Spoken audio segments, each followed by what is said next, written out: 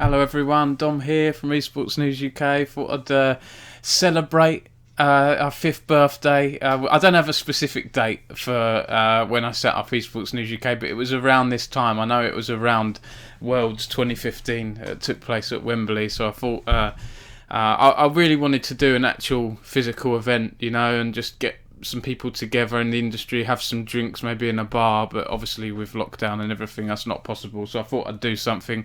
My kids are away, my wife's away this week, so I thought I'd hurry something together and just look back on some of the articles and the videos and the things we've done. And there's a lot of articles, we've done thousands over the past 5 years, but I've mainly looked at interviews and videos and League of Legends and things, and look at how UK League of Legends has changed in the past 5 years. So I'm hoping you'll enjoy it, and I'm going to bring in, we've got a few guests from Team Esports News UK from over the years here.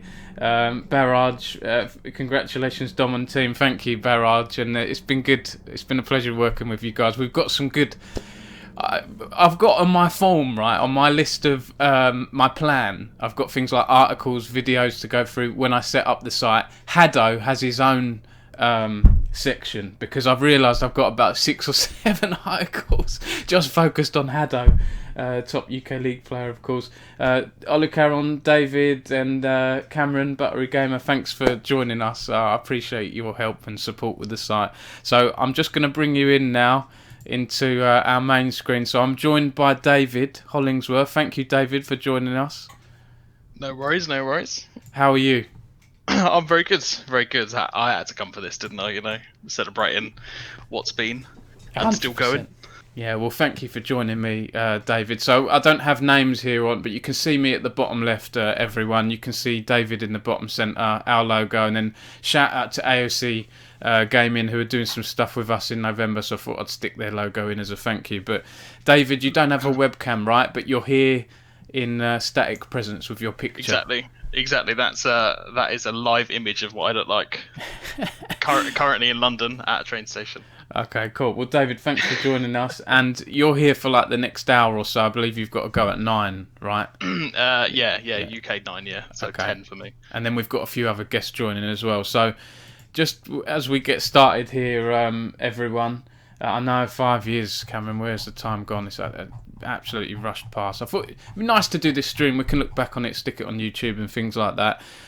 Just a quick heads up before we start. If you're expecting some like serious journalism, a serious stream, and this might not be for you, this is going to be more of a fun thing. I don't really want to dig up too much drama and things that will upset people. I don't want to dig things up from the past, but we'll look at how esports has changed in that time, and video games should be fun at the end of the day, right? And that's why I set this site up, because I love UK esports. I want to promote it, so I don't want this stream to be negative. So I'll mainly focus on the fun stuff and things like that. And if you have any questions as we go, please just give me a shout.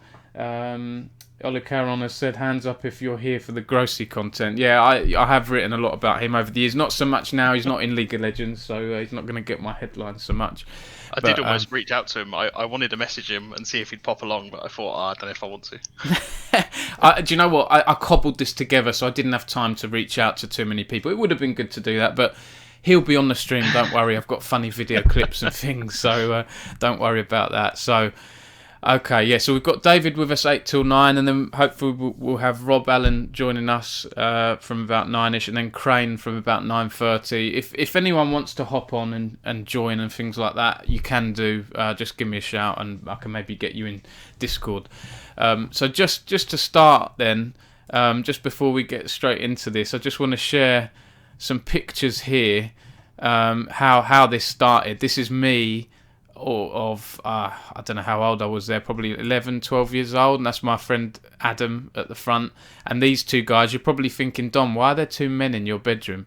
They're from Nintendo Official Magazine, and I entered a competition where you had to say like who beats you a lot at games, and my friend Adam used to beat me at International Superstar Soccer, as it was known back then, back before it was Pro Evo. So they came round to try and beat him, and then if they beat him, then I win some games, and if he beats them, then he wins some games. He beat them, but for the sake of it, because it was the first of a new series of features, we just said they beat him, and it gave me and Adam some games. So from there, I did like work experience at Nintendo Magazine. You can see me there, where I got like inspiration to be a games journalist. Basically, that's me in the middle there, and that's the editor Tim on the left, and Sean White, who was at Gfinity actually for a few years and is still in the games industry. But after doing work experience at Nintendo Magazine, I realised, this is the kind of thing I want to do.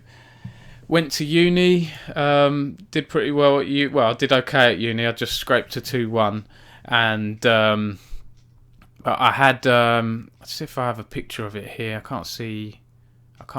I did have a picture of it.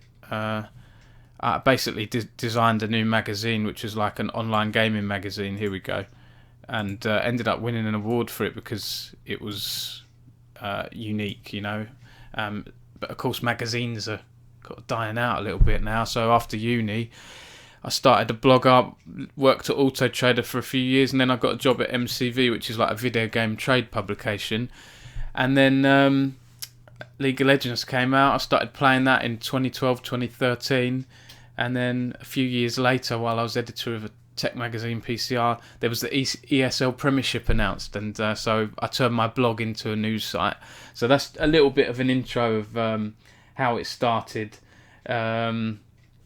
Buttery Gamer, who has more articles, Gross Gore or Haddo? That's a good question. I think it's probably Gross Gore, but I mean, if you include articles that mention Haddo as well, probably a lot, because he would have been in a lot of match reports and things like that. Young Saka, there's pictures of me there. So that's a bit of my background. I don't want to waffle on too much about myself. I don't want this to be, a love myself kind of thing, not at all. But I wanted to give some background into how it was set up. So, and before, if I want to embarrass myself, there's some videos here.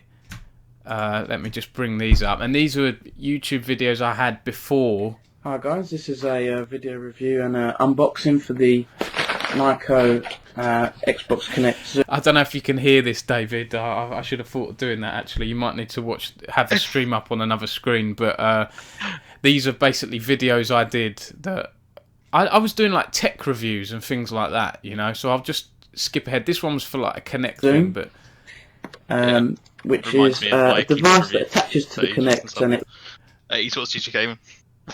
Yeah, I mean this. I had really bad microphone quality. I'll turn the sound off actually, so that I can carry on talking to David. But oh dear, look, really grainy.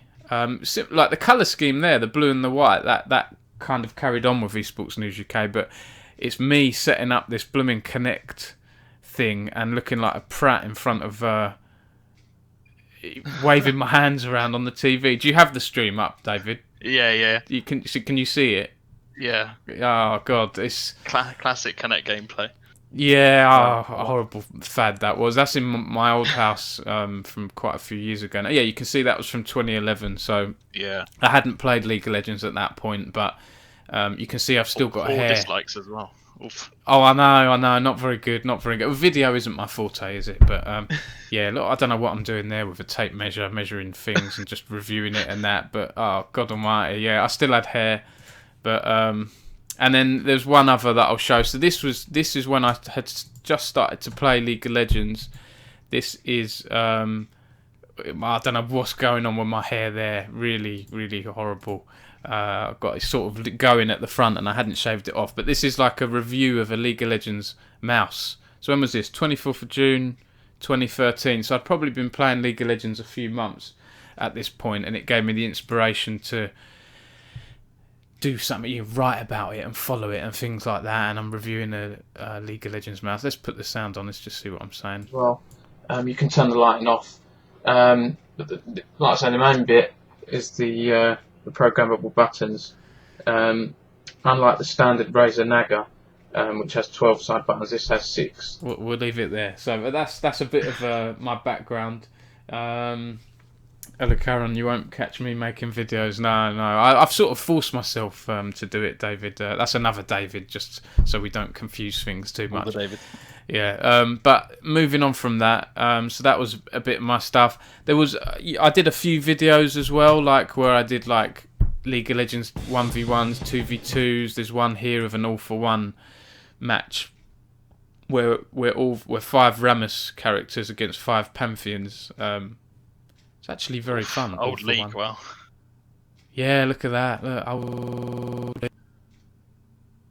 brings back some memories, doesn't it? Oh. And Rammus is still the same champion, basically. He's still exactly the same. Look at that old Baron there. Look at that thing. So small. Yeah, okay, so that's a bit of background. I wanted to give a bit of background and before it's set up. And then you can see, actually, this is almost a year before I turned my blog into Esports News UK. This here is, let's see if you can see this yet. This is an interview with Numlocked, a UK player, Seb Barton, who I believe went on to play Pro Overwatch. I believe he might still be playing Overwatch now, but I interviewed him December 18th, 2014, after he won the Four Nations League of Legends tournament with Choke Gaming, who, RIP, they don't exist anymore. But after I did this interview and it got a few shares and things, this inspired me further. And then in the back of my mind over the next half of the year, I had this idea of, well, if we have a tournament, could I focus on UK League of Legends and do something from there? And then, of course, we had the ESL UK and Ireland Premiership emerge, so I started writing about it. But you can see here some parts from Numlock's interview. Congrats on winning Four Nations. What was it like taking part? Thanks, it was great taking part. It's definitely the biggest thing happening in the UK right now in terms of esports, and I didn't want to miss out on it. Even better to be the champions of it. All that hard work paying off was great. So yeah, it's funny to see how much League of Legends has changed in that time in UK esports. Let's have a look at it. Best Four Nations Best Plays video. Let's see if can see what this looks like here. He is still knocking about as well, actually. He's at Toronto Defiant, apparently. Okay. In a tight spot in the east side jungle. And now Lasagna's caught in the middle of them, but that's just going to be him being kicked back to his team by Proper Panzer. Now Alchemist is still trying to escape from this one. He does have that soldier, but Proper Panzer will be executing it.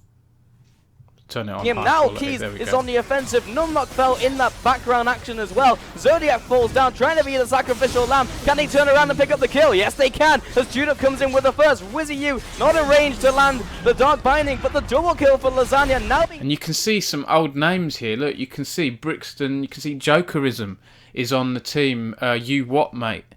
And DX Alchemist Dan. The old Dan, I put a tweet out about him recently. He's on the team of FM Esports. Tundra, these old names, you know. Max Law is also there. Max Law, yeah, didn't even see that. Look, this is Perilous Rift. Max Law, Ramilsa Scott. Oh, Haddo, there we go. There's our first mention of Haddo for the day. I'm going to make a little tally chart with one mention of Haddo. Haddo so versus far. Grosscore. Yeah, we'll do a Haddo versus Grosscore. Haddo's got 1. So far. Well, Grossy, we've mentioned him about 3 or 4 times, haven't we? So I'll put 2 True, for starting Haddo. now. Yeah, we'll do it from now. Okay. So there you go. That's the Four Nations. And yeah. From there, it looks like the first bit of content I did around... I couldn't find the original blog post. I didn't have time, basically, to trawl through all my news stories. But I think my first blog post and video on UK League of Legends, when I started it as Esports News UK, was September 2015, and we've got a clip here. I'll just turn the sound up. This is ESL UK Premiership Week 5 highlights. So I obviously didn't do highlights for the first few weeks, but we'll have a little listen to this. Carry is nowhere to be seen. You need only look. Oh, here comes the enchanted Claro. Nutri gonna get caught up, and here comes the Destiny to follow through. That's gonna be Nutri going down immediately. Finally finish it. Barciono gets it with the red buff, and Sean flashes forward with the gold card. There's the wildcard to finish off the Tristana. There's the shutdown, and now Nutri. He's gonna be going down. I think it is. Yeah. He's used that unbreakable. Toaster's going to try and get some damage on with that explosive. Stood around. Shot. It may even go down here. Yeah, it looks like it. Oh, the shockwave! Shockwave comes through, followed by a triple knock Yeah, from Toaster. Nutri, and there's the rocket jump forwards. Toaster's playing Nutri. That much stronger, but we did see during all of that Candy crazy Floss action, as well the is an statistic old popped name up there on as well. your Sean screen. 17, Tundra just married Bartiano, a crystalline Jakamaka. Raisins, Raisins was still playing in the NLC. There's Tundra parrying a Ash Arrow. So yeah, that's an old video. And there's one comment on this video: Munchable's best caster. So there you go. So that's one of our first videos. I've actually, I don't know where I put this. 1 second. There was a picture I want to show you guys. 1 second. No, I don't think I can find it. See if I've got it in my pictures. Yeah, Duffy said it's not as good as his Ash Arrow. Yeah, that was brilliant the other week. So we played Clash, didn't we? A few of us on the weekend. We did really well. We won the losers bracket, didn't we, David? I think. Yeah. We lost the first game, 1-1. So yeah. That's 3-3 3-1. We definitely didn't get a bye or anything like that in one of the games. No, we definitely didn't. I had a. I'm just looking for a microphone that I made. I bought a microphone, then I put a little Esports News UK logo on it, and I wanted to. It looked really, really bad. Now I can't find it. I did have it the other day, but it's gone. But anyway, I'll just play a few videos here, guys. So the first thing I felt I did was Worlds, the quarterfinals at Wembley. Did you go, David, to those? No, I didn't. I don't know if I was following it as intently at that point. I think I knew about it. I think I made a big deal about it being on the BBC. Yeah. But I didn't go. I can't imagine going in person. God, freaks me out. No worries. Reclamation, hi. Thanks for joining. And I remember one that I did an article on you. You were like, I'm leaving the scene. I've never got an article on Esports News UK, so I did one for you. Yeah. We're just basically Reclamation looking back on how it all started. Worlds at Wembley 5 years ago, and I felt like it was meant to be because I got off at the tube stop and I set up. I was with one of my friends, that same guy I mentioned earlier, Adam, who was helping me out. I had my iPhone and a tripod just to do some simple recordings and interviews, and I thought, you know what, I'm going to talk to the fans like Arsenal Fan TV does, and I'd like to do this more at esports events. I mean, maybe after the virus is lifted, if I have more time and I'm doing this more full time in the future, I'd like to do this more. But I found it pretty funny that I got off the train, set up my camera and tripod, and I had a few people coming up to me, and I was stopping people saying, hey, what do you think about the games and that? And one of the first people that walked off the train was Odie, who's obviously the founder of Team Dignitas. And so I got a few interviews, so we can see Odie's thoughts here. Yes, Reclamation, I remember that. Cliff is a boosted animal and all that stuff. Yeah, I'll just play Odie's interview. It's less than a minute, and you can see what he was saying. This is me interviewing him outside Worlds at Wembley 5 years ago. Great. Yeah, I came last year and seeing Wembley Arena packed out with gamers was pretty cool. So I wanted to come along and see it again, and hopefully this year it will be bigger.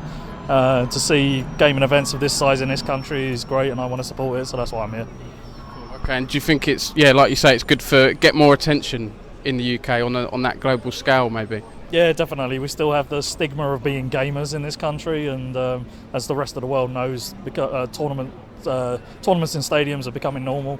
I want to make sure that this country grows, so I'm here to support that, and I'll talk to anybody that wants to know about gaming today. Okay, and predictions for today? I never predict matches, especially in LCS. I hope Origin win though. Thanks very much. Cheers. So that was Odie's views there, and you can see Reclamation. Speaking of the Null, I didn't know them at the time. Right, I was very new to UK esports. I obviously knew about gaming and stuff, but I hadn't heard of the Null before. And who walks off the train again? It's like I feel like, oh, this was meant to be. Hi, I'm Josh Williams, founder of National University Esports League. I'm Derry. I'm one of the casters for the National University Esports League. Okay, cool. And how excited are you boys about this and the fact that it's in London this weekend? Super stoked. Like it's amazing. Like seeing such a large esports event happening in London. You know, it's amazing. Like it's really showing how esports was growing in the UK, and just in general, like, you know, just being able to come and visit something like this on your doorsteps, absolutely amazing. So there you go. Look, some youngsters, Derry and a young Josh Williams of the Null. I thought that was pretty odd timing that they'd walked off the train, and I just got that interview with them, and then I looked them up, and then I did other interviews with them, and then I've got all the contacts and things like that. The Buttery Gamer says, I was at that event too for the games, met so many people. Right, Ymir was a funny man. Still remember him doing some competitions outside. Yeah, it was brilliant. I hope Riot do more once the virus is lifted and that. I'd like to see more community things. League Fest, we'll talk about that a little bit later on. Just see if there's any other interviews with people outside the ground. You can see here all different people that I interviewed. Some have got a few thousand views of Ramus Hat Guy, I think. Where is it here? Did you catch Gross Score outside the event? No, I didn't. No, I mean, there might have been a few people walking past that I know now, but I didn't. Had a bit of chance encounter. Yeah, you know, and I didn't. Superstar. Absolutely. So yeah, it was good to talk to the fans. Who have we got here? TSM are going to cheat their way to the finals. Before, so very excited, very excited. Highlight of my week so far. What, being interviewed by us or the match? Both. The match, the interview. Let's get excited, bro! So I'd like to do that more. I'd like to interview fans more in the future, I think. Okay, so those are some of the the first things I did. And then looking at Worlds, there were a few other people I interviewed that I'd like to just bring up quickly before we get into articles and stuff, and David, and let you talk about a few things. I've got 2 interviews here. There's one with I won't play the whole interview, obviously, but there's ex-Peke here. So, super happy about it. At first we were nervous. I'm always nervous coming into these games. Doesn't matter if it's a semi-final, a quarter-final, a group stage. I always get nervous, and I think. Yeah, so they basically, I won't play the whole video, but this is him after Origin reached the World semi-finals, and I think there's some points in here where I'm asking, how can you play well at Anivia? How can I get better? But he was a really nice guy, and I was nervous at the time because there I was queuing up outside. Sorry, I was outside in the press area, and the PRs would come around saying, does anyone want interviews with anyone? And say, yeah, I'd love to interview this person. And then when you're queuing up, you're taking turns to interview the pros and things like that. There was, I don't know, teams from around the world, from like China, Korea, America, with massive camera crews, like loads of staff. And there I was with my pokey little iPhone and microphone. I felt really a bit silly going in interviewing them, but it was a good experience for me. And then you've got SKT Wolf. I asked him about, could we see like a UK player at the level of Faker in the future, and this is what he had to say here. Oh, excellent, that's good to hear. And ex-Peke yesterday, he told me he would add a UK esports player to Origin, but only if they was as good as Faker or someone else from SKT. Do you think we'll ever get a UK player as good as someone from SKT?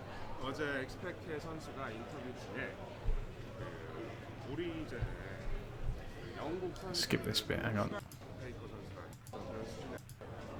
저나 저희 팀원 5명, 6명 전부 다 최상급이고 한국에서 내려가는 선수들이기 때문에 좀 힘들지 않을까 싶어요. I haven't played that much solo rank in the EU West server, so I can't say for sure, but it may be difficult considering that myself and all my teammates are top of the top in Korean solo rank. So I think it's going to be tough. We'll have to. It's essentially basically saying UK's rubbish. Improve a lot in the UK. Little did he know how far he would come along one day. And yeah, absolutely. Right, okay. Okay, let's move on. Right, so what else do we have from here? I think so. That's mainly it. Like that, Worlds happened, and then the rest is history. Really, I've got other videos here that I can play from early on in the Prem. But is there anything you want to add? You want to talk about, David? Because you had a lot. You had a World of Warcraft focus, right? And I know you've got limited time with us. Yeah, obviously, I mean, my first thing was I did like an analysis. I think of I think it was like of how Max Law won against Fnatic, wasn't it? I think it was how he beat them, basically. Oh, I yeah, think that was what you tasked me with. I think it was like, oh, sort of prove your worth, write this, and I was like, oh Jesus, like I've never done something like this before. But that was interesting, and it's kind of funny because I kind of do it now to a lesser extent. Obviously, I've been covering all the world stuff almost every day, doing the daily recaps, and it's interesting to see how in all those years I've kind of stuck around and done the exact same thing, except covering the LEC teams at Worlds. I'm trying to find it, David. The article. I remember that. You writing that. I don't even know if I watched much like UK League at the time. I don't know where I came from. I think I worked for voluntarily for an esports org in America, just sort of like to get into esports. And I think I went from that, and you saying, "Oh yeah, just talk about maybe how a UK player like won a match in the EU LCS." And I was like, "Oh well, Max Law's from the UK," and I think I just sort of muddled it together from there. But yeah, crazy how it went from there. I think my last one was about Method getting a world first, which seems a long time ago now, considering what's happened since. Yeah, my goodness. We can make it to LCS, says Max. Or no, that was 2015. I think it's going to be coming up here. I'm just having a look. I'm on like the last 2 pages. It does it in a janky order on my site when I Google. Yeah. When I search. I'm just having a look. Max Law rumoured to join Misfits. No. Few British players could reach the LCS if they tried. Oh, here we go. I found it, David. This was July 11th, 2016. Oh, the page is not working. Hang on. Oh, no. Oh, no, the it's site just hasn't that gone good. down. Oh, shit. No one will know how Max Law beat them. It looks like it's just there's my website's working and I'm clicking on articles and they're working, but for whatever reason that article doesn't want to be working. Let me try and log in. Let's see. But yeah, Duffy's just saying about journeys in esports. It is crazy how where you start and where you end up. Like it's kind of crazy. I just found this random esports org in America that I don't even know what I did. I think I just wrote. I think it was like reports on what they were up to. Like, oh, catch what so and so esports is up to this week, and I didn't know anything. I didn't know what they were doing. I barely knew half the games they played. And then I think I just reached out to you on a whim, and I think, well, and then this article happened. Yeah, no, and it was good, and you put a lot of effort into the site, and I really appreciate that. I've had to have the support of volunteers over the years because there hasn't been much, money, and I'm running it in my spare time. I've been able to pay a few more writers since, and 2 of my most regular writers, Megalodontus does a lot of League of Legends stuff, and Craig. Shout out to Craig. I hope you're feeling well. Craig hasn't been too well recently. They've helped a lot, and I pay them where I can, tips and things like that. But yeah, here we go, David. Analysis: how UK League of Legends jungler Maxlaw helped Giants beat Fnatic 2-0. Guy was best of 3 EU LCS as well. That was it, yeah. And that was good. Like an age ago. Let's have it. We've got a video here. Let's have a look at. So cool to see that come out from the jungle, facilitating Sunstar. We've got Forbiven. Wow. Forbiven and Reckless. Yeah, I remember when Forbiven was on Fnatic with Yellow Star. Wow, Yeah. Yellow Star was still playing. And then you had, let's see, on the side of Giants, you got Knight. That's a different Knight, isn't it? Oh yeah, Knight with an N. Sunstar, Hustling, Smitty, and Max Law. He loves Rek'Sai, Max Law. He still plays him now. David wants. He wants a link to the article. Yeah. Okay. Can you do that, David? It's a bit awkward for me because I've got two screens. Second David, and it's a bit hard for me to share. Okay, so that's when you started. Remember, and you were with us for like what, a couple of years, David, on and off. I think so. Yeah. 2016 up till. Well, here we go. I've clicked your name, and it's come up with all the stuff you've done for us.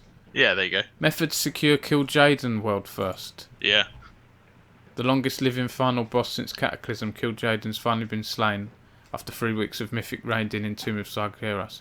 Funny enough, I did an article a while ago for another site, and I referenced this nice. as being like a major.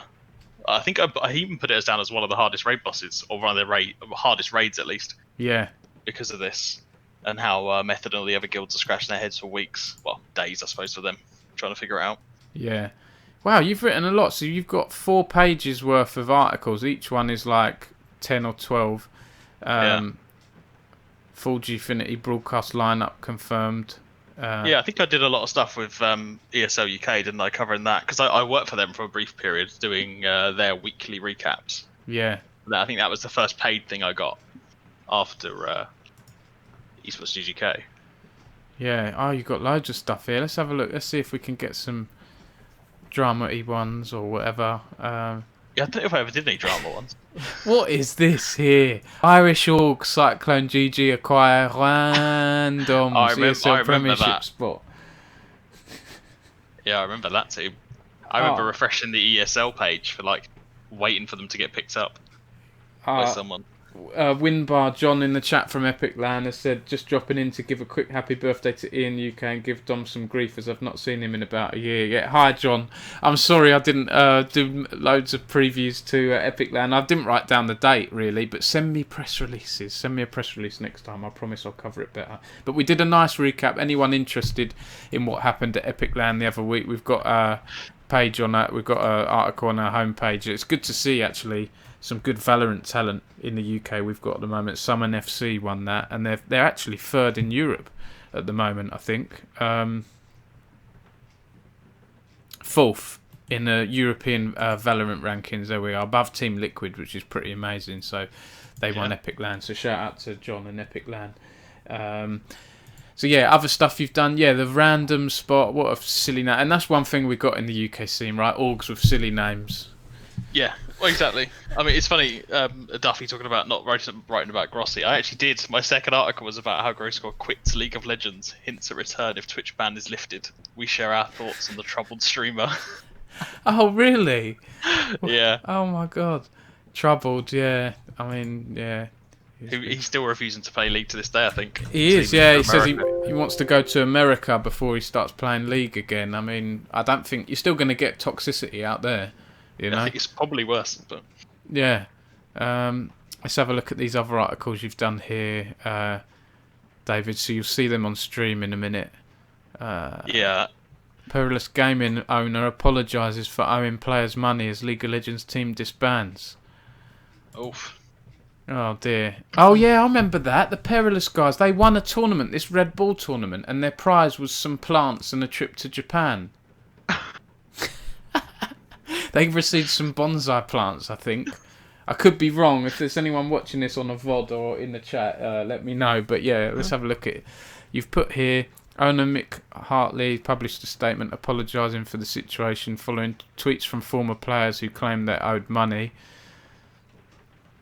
Blah, blah, blah, false drama. Oh, actually, I want to see the... I don't know if I actually did an article on them winning the Red Bull 5G event because it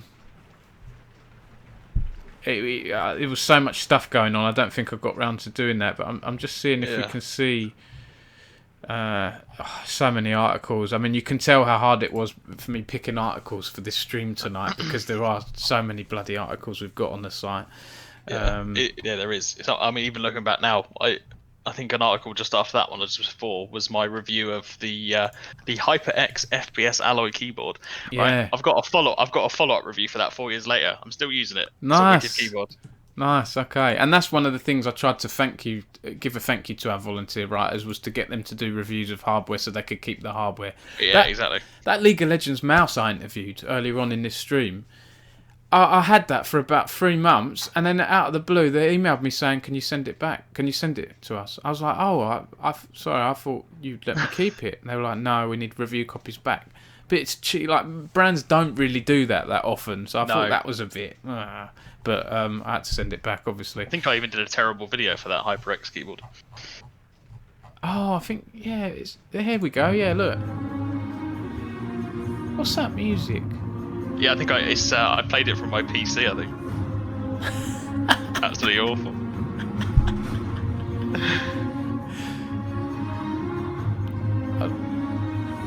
Oh, hang on. As a bonus for reading this review, I'd like to present to you what happened when I got the keyboard and decided to send my friend on Facebook. Right, okay, so you send, if any movie producers want to work with me on any future project, just send me a DM on Twitter. Yeah, I do try. Weirdly, nothing ever came of that. Oh, other David Duffy said, I remember that review. Yeah, because David, you've been reading us, and I remember seeing you at an event ages ago, and you giving me your card, and I really appreciate your support and your friendship as well. It's good to stick together. Oh man, that video is terrible. Even shaking the bloody pamphlet to make it more dramatic. Oh, it's all good. Amazing. It's all good. How Ridley Scott hasn't emailed me yet. Right, so the last few articles, let's see here. Oh, there we go. Yeah, Groscore quits League of Legends, hints at return if Twitch ban is lifted. We share our thoughts on the troubled stream. All right, so let's give another tick to Grossy. So if we started, I don't know, what we're saying from here, he's probably winning 2-1 at this point. I think so, yeah. Yeah, okay, let's just say 2-1. All right, let's have a look at this article then. Ali said, there may be some confusion with my recent actions with quitting League of Legends, but this should clear it up. Blah, blah, blah, blah, blah. He's quit League of Legends about 5 times, hasn't he? 8 times? So, yeah. I think the thing that I always thought was funny about Ali was he only lived up the road from me. Oh, really? And I didn't realise this. It was like, I think a friend of mine who was like a friend of my nephew's had him on Facebook and was like, oh yeah, there's this streamer that lives in Folkestone. And I was like, oh yeah. He's like, yeah, his name's Groscore. He goes by Ali. And I was like, you're fucking kidding me. Like, I'm right about this guy. He's like, yeah, he lives here. I was like, my God, there's just up the road from me. And then once I realised that, I think he did an IRL video once around Folkestone. I was like, oh my God, I know where it is. Just wandering around Folkestone. Dear me. I think he moved a little while ago. I think he's in Ashford now. He's emotional, Grossy. He knows he is. And he's put here, Groscore in a video to his community said, I'm a very sensitive person. Whoever you are, if you leave a comment and I read it, it does hurt me. It does sting. I will be streaming and people will take the piss. I only have 1,000 viewers and they're mocking me and laughing. It kills me. Well, I mean, he still gets that now sometimes. People say 1K Andy, 2K Andy. Oh my God. I watch his stream occasionally and I see you resubscribing occasionally. Yeah, I like, you know, I think he's entertaining. I think he's a little bit misunderstood. Yeah, he's done some naughty things in the past, for sure. Yeah, but, you always get a good shout out. His mate Dom. You know, no one's perfect, you know. But I shout out to Grossy because he's doing the food streams and stuff now. But anyway, let's move on from him. So that's a bit about your articles, David. I know you've got to go in a bit. Shall we crack on with some other? Yeah, go ahead, do whatever. This is one of our first interviews. Cameron's left the stream now, sadly, but Cameron did this for us. 300 views, an interview with Aerox Esports. Esports News UK, and I'm with Aerox's mid laner Milkyard and their coach/analyst Scotsman. How did you guys get into League of Legends, and what attracted you towards the game at first? Started playing League when I was like 12. And what I find funny is that this mid laner Milkyard is in his bloody dressing gown. When Cameron done the interview and sent me the video, I'm like, what's he wearing? He's like, I don't know, I think he's dressing gown. I mean, I found that a bit funny that one of our first video interviews is with a league player who couldn't be bothered to get dressed. Yeah, it looks like he's just been woken up as well. Yeah, it does. And I mean, this would have been, I think this was on the weekend. It's got quite a lot of dislikes, but video isn't my forte, you know. But Shout out to Cameron for helping with that. Other stuff here. I mean, this will be interesting for people who like UK League of Legends, because this is an interview of Alfari and Maxlaw, and I'll just let this run for a bit. On winning, guys, and remaining unbeaten. You know, it's quite a feat. Could you give us maybe your reaction to the finals? You know, how you felt you performed? I think we just performed normally. I just think they underperformed compared to us, and there were times when we made sloppy mistakes, but as a team overall, like, we just played as we normally do and just took all the towers and just won the game, and they couldn't really do much because I don't think they had like a shot caller or enough skill in some of their individual players compared to, like, I don't know, Alfari and Nutri, something like that. Your reaction? Yeah, the games were a bit easier than anticipated, but I mean, like, to be fair, like, even though Nutri got destroyed in the last game, it was like a lot to do with the Elise not coming top, which probably should have. So, yeah. Yeah, so I found that quite funny, because when was this? Late 2015. I think Team Infused had just won the ESL Premiership Season 2. And I asked Maxwell how he thinks things did, and he was like, the games were easier than anticipated. And Maxwell sort of puts his head in his hand out of embarrassment. But, you know, they've gone on to have good careers. I know Maxwell isn't at the top level as much these days. Alfari didn't have a very good split. Well, his team didn't have a very good split. I reckon we might see him move on this year. Yeah, I've said, you know, I've actually said I think Alfari would make a good addition to Fnatic, but now this season's happened, I'm not so sure. And Bwipo seems to be doing pretty good. I mean, if Excel are watching, maybe you should approach Alfari. Just saying. I think they probably already have done, you know, because they've tried to go for British players, haven't they? Like Kassing, Cadril. They've probably tried. David, it would surprise me if they haven't tried. I think the wonder for Alfari would be that he probably. Well, I think if you look at every team in the LEC now, I reckon maybe bar G2, he could probably be their top laner. And I think the only reason he wouldn't replace Wonder is because G2 probably just wouldn't. But I think he'll probably want to go to a Fnatic, wouldn't he? A team that he could just walk into and be like, right, I'm at Worlds next year, probably. Whereas I think XL might be a project. I mean, next year's their big thing, isn't it? I think 2021 is their, like, we make Worlds this year sort of thing. Yeah. So it might be, maybe he doesn't want that, unless they're building a whole team, because Cadril's leaving, I think, as is special. Yeah. By the looks of it. So maybe XL's going big. We'll find out in a month. We'll find out, indeed. I've got a video here that I'd like to share. This is Excoundrel and Trid introducing Royal Plebs versus Winston's Peanut Butter Factory Overwatch game on the ESL Premiership or something. Royal Overwatch, I think. Team 1 is Winston's Peanut Butter Factory. Server settings just being locked over here, so I believe. And it's this weird wrestling intro. Get into this first round, and I think that we have something special planned. It's the Scoundrel intro time. I think you should go now with that. I think I should go now. So, on the offense, coming into Hollywood as one of the 3rd and 4th place contenders. On the red side, we have Team Royal Plebs. And taking up that defensive position, looking to retain that 3rd place title, looking to win this one out in the 3rd and 4th place match. We have Winston's Peanut Butter Factory! Brilliant. Someone clip that and show it to Excoundrel and embarrass him, please. And Trid. I miss them. Yes, so, yeah, it's good stuff like that. You know, I remember stuff like that. That was, when was that? 26th of June 2016. Of course, they've both done really well. Yeah, Trid's still in. He does contenders, doesn't he? I think now. Yeah, and I think Trid's at Hot Drop, an agency Naysayers set up a few months ago, and so he's doing more industry stuff. And Excoundrel, of course, does a lot of the NLC, doesn't he? European Masters. Yeah, he did the EU Masters. Yeah, wouldn't be surprised if you don't see him on the LEC one day doing something. 100%. So if they need people.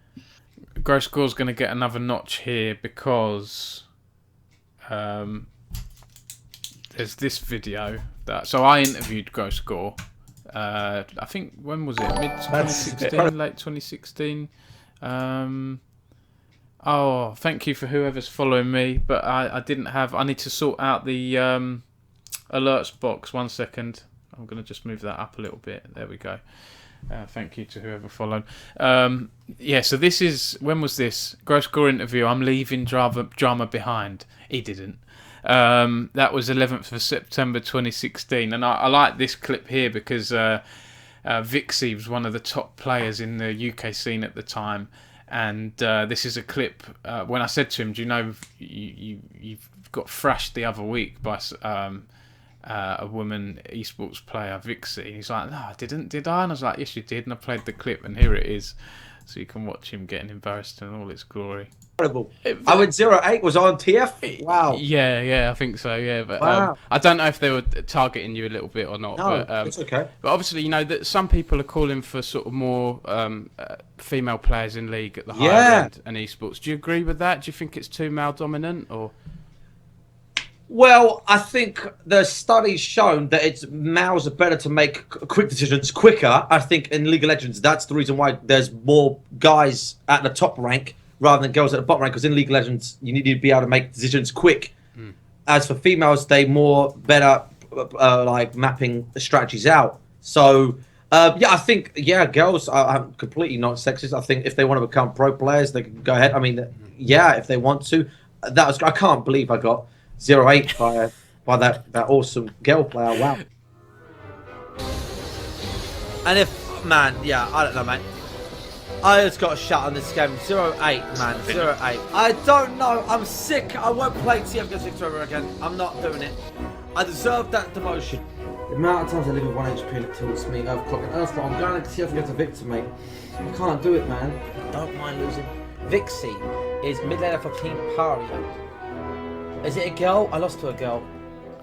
So there you go. That's 0-8. Grossly getting completely shut on by Vixie. And shout out to Vixie. She's a great streamer. I do follow her. She's live now, actually. But don't leave the stream, but go see her afterwards. Rob's here with Gross Gore with that. What face. Hello, Rob. We'll get you on in 5-10 minutes, mate. Thanks for joining. So I'm just, at the moment, Rob, just going through some of the early videos and things that I did. I'll come on to articles a little bit later. I have one of my first videos, actually, my first interviews in 2016. I lost my work laptop over this one because Richard Lewis, obviously top UK esports, British esports journalist, is at Dexerto now. Made some comments on one of his streams or YouTube videos that UK esports scene needs to be nuked from space.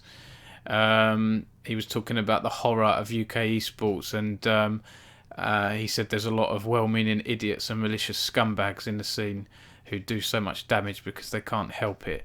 And so I did an article on those comments because I thought they were interesting comments. Richard retweeted it and messaged me as like a quote tweet on Twitter saying, "Hey Dom, do you want me to come on your show and talk about what can be done after the nuking, like for the rebuilding?" I didn't have a show. I still don't really have a show. I don't really do video much, but I was so like excited that this prominent figure in esports wants to do something with me and talk to me and stuff like that. I left my bloody work laptop on the train, and I got into a lot of trouble with work with that. And it was just as I was leaving. I think it was around the time that I was leaving that job. I got into a lot of trouble, but hey ho, it wasn't Richard's fault, it was my fault. I was half asleep. I saw his comments that morning on the train going into London, and I left my laptop on the top bit of the compartments on the train. And when I got to work, I rushed back to the train station to find it, and it had gone. I never saw it again. So someone nicked it. So yeah, your fault, Richard. They could be watching now. They could be watching now. I mean, it's an old piece of crap now, that laptop anyway. But I got into trouble with work over that because at that time I was doing Esports News UK on my spare time. I'm still doing it now in my spare time, but I was putting a lot of effort in. This was before I had kids and stuff, So there's a video here of a Richard Lewis interview that I did. Let's have a look here. And I'll just jump to a random point. Let's see what Richard is talking about. They've done that in a country that has a much, much smaller population. They've done that in a place where the market... I won't go into it because it's a long interview, but you can see here, I broke it into 2 parts, I think 40 minutes, and then part 2. But that's got quite a few views, 4,500 views, 2,500 views. But I think a lot of the points that Richard talks about probably still stand up today. Well, UK esports has come a long way since then, of course. But yeah, and then there's another video here that I remember I've interviewed Reckless, which was quite a good feat for me because he doesn't really do many interviews these days. But yeah, Rob, that was the time when I started covering ESL Prem for the first time. I was speaking to you. You helped give us some videos. We'll come on to that when you join in a bit. But here's a question. I like this because it's a question. I was going to interview Reckless later on, and I put on Twitter, does anyone have any questions for Reckless? And I got quite a few questions from semi-pro players in the UK scene, and Inax, who went on to play for XL and other teams, as he sent me a question, and it's nice to see an ADC helping another ADC, you know. So here's a quote from Rick. On here from Inax, the God, who said, how can someone become the best ADC in the UK scene? So maybe like yourself, but in the UK. Well, I mean, I don't think the UK is any different from other regions, but I think if you're actually willing to give 110% of your time and you're like focused, then you can get anywhere, honestly. It's not just league related either, it's anything in life. So you really need that drive. I think that drive is like the main thing you need to be looking for. And you can actually force yourself to have that drive, I think. I think it's not something you are born with. I think it's something that you almost teach yourself through life. Obviously, like for me in the beginning, it was really hard to control this, but I think these days I'm so disciplined with myself that I can actually choose where my emotions go and what I choose to focus on and what I don't. Yeah. Cool. So there's the last couple of questions. A silly question. I had this bit here, a silly question come through, and I don't know why I asked it, but I did. And Reckless actually saw the funny and silly side and answered it. So I'll just do this one, David, before you go. I'll just play this questions. There's a silly question here from Sebla, who said, what's the best way to get e-girls?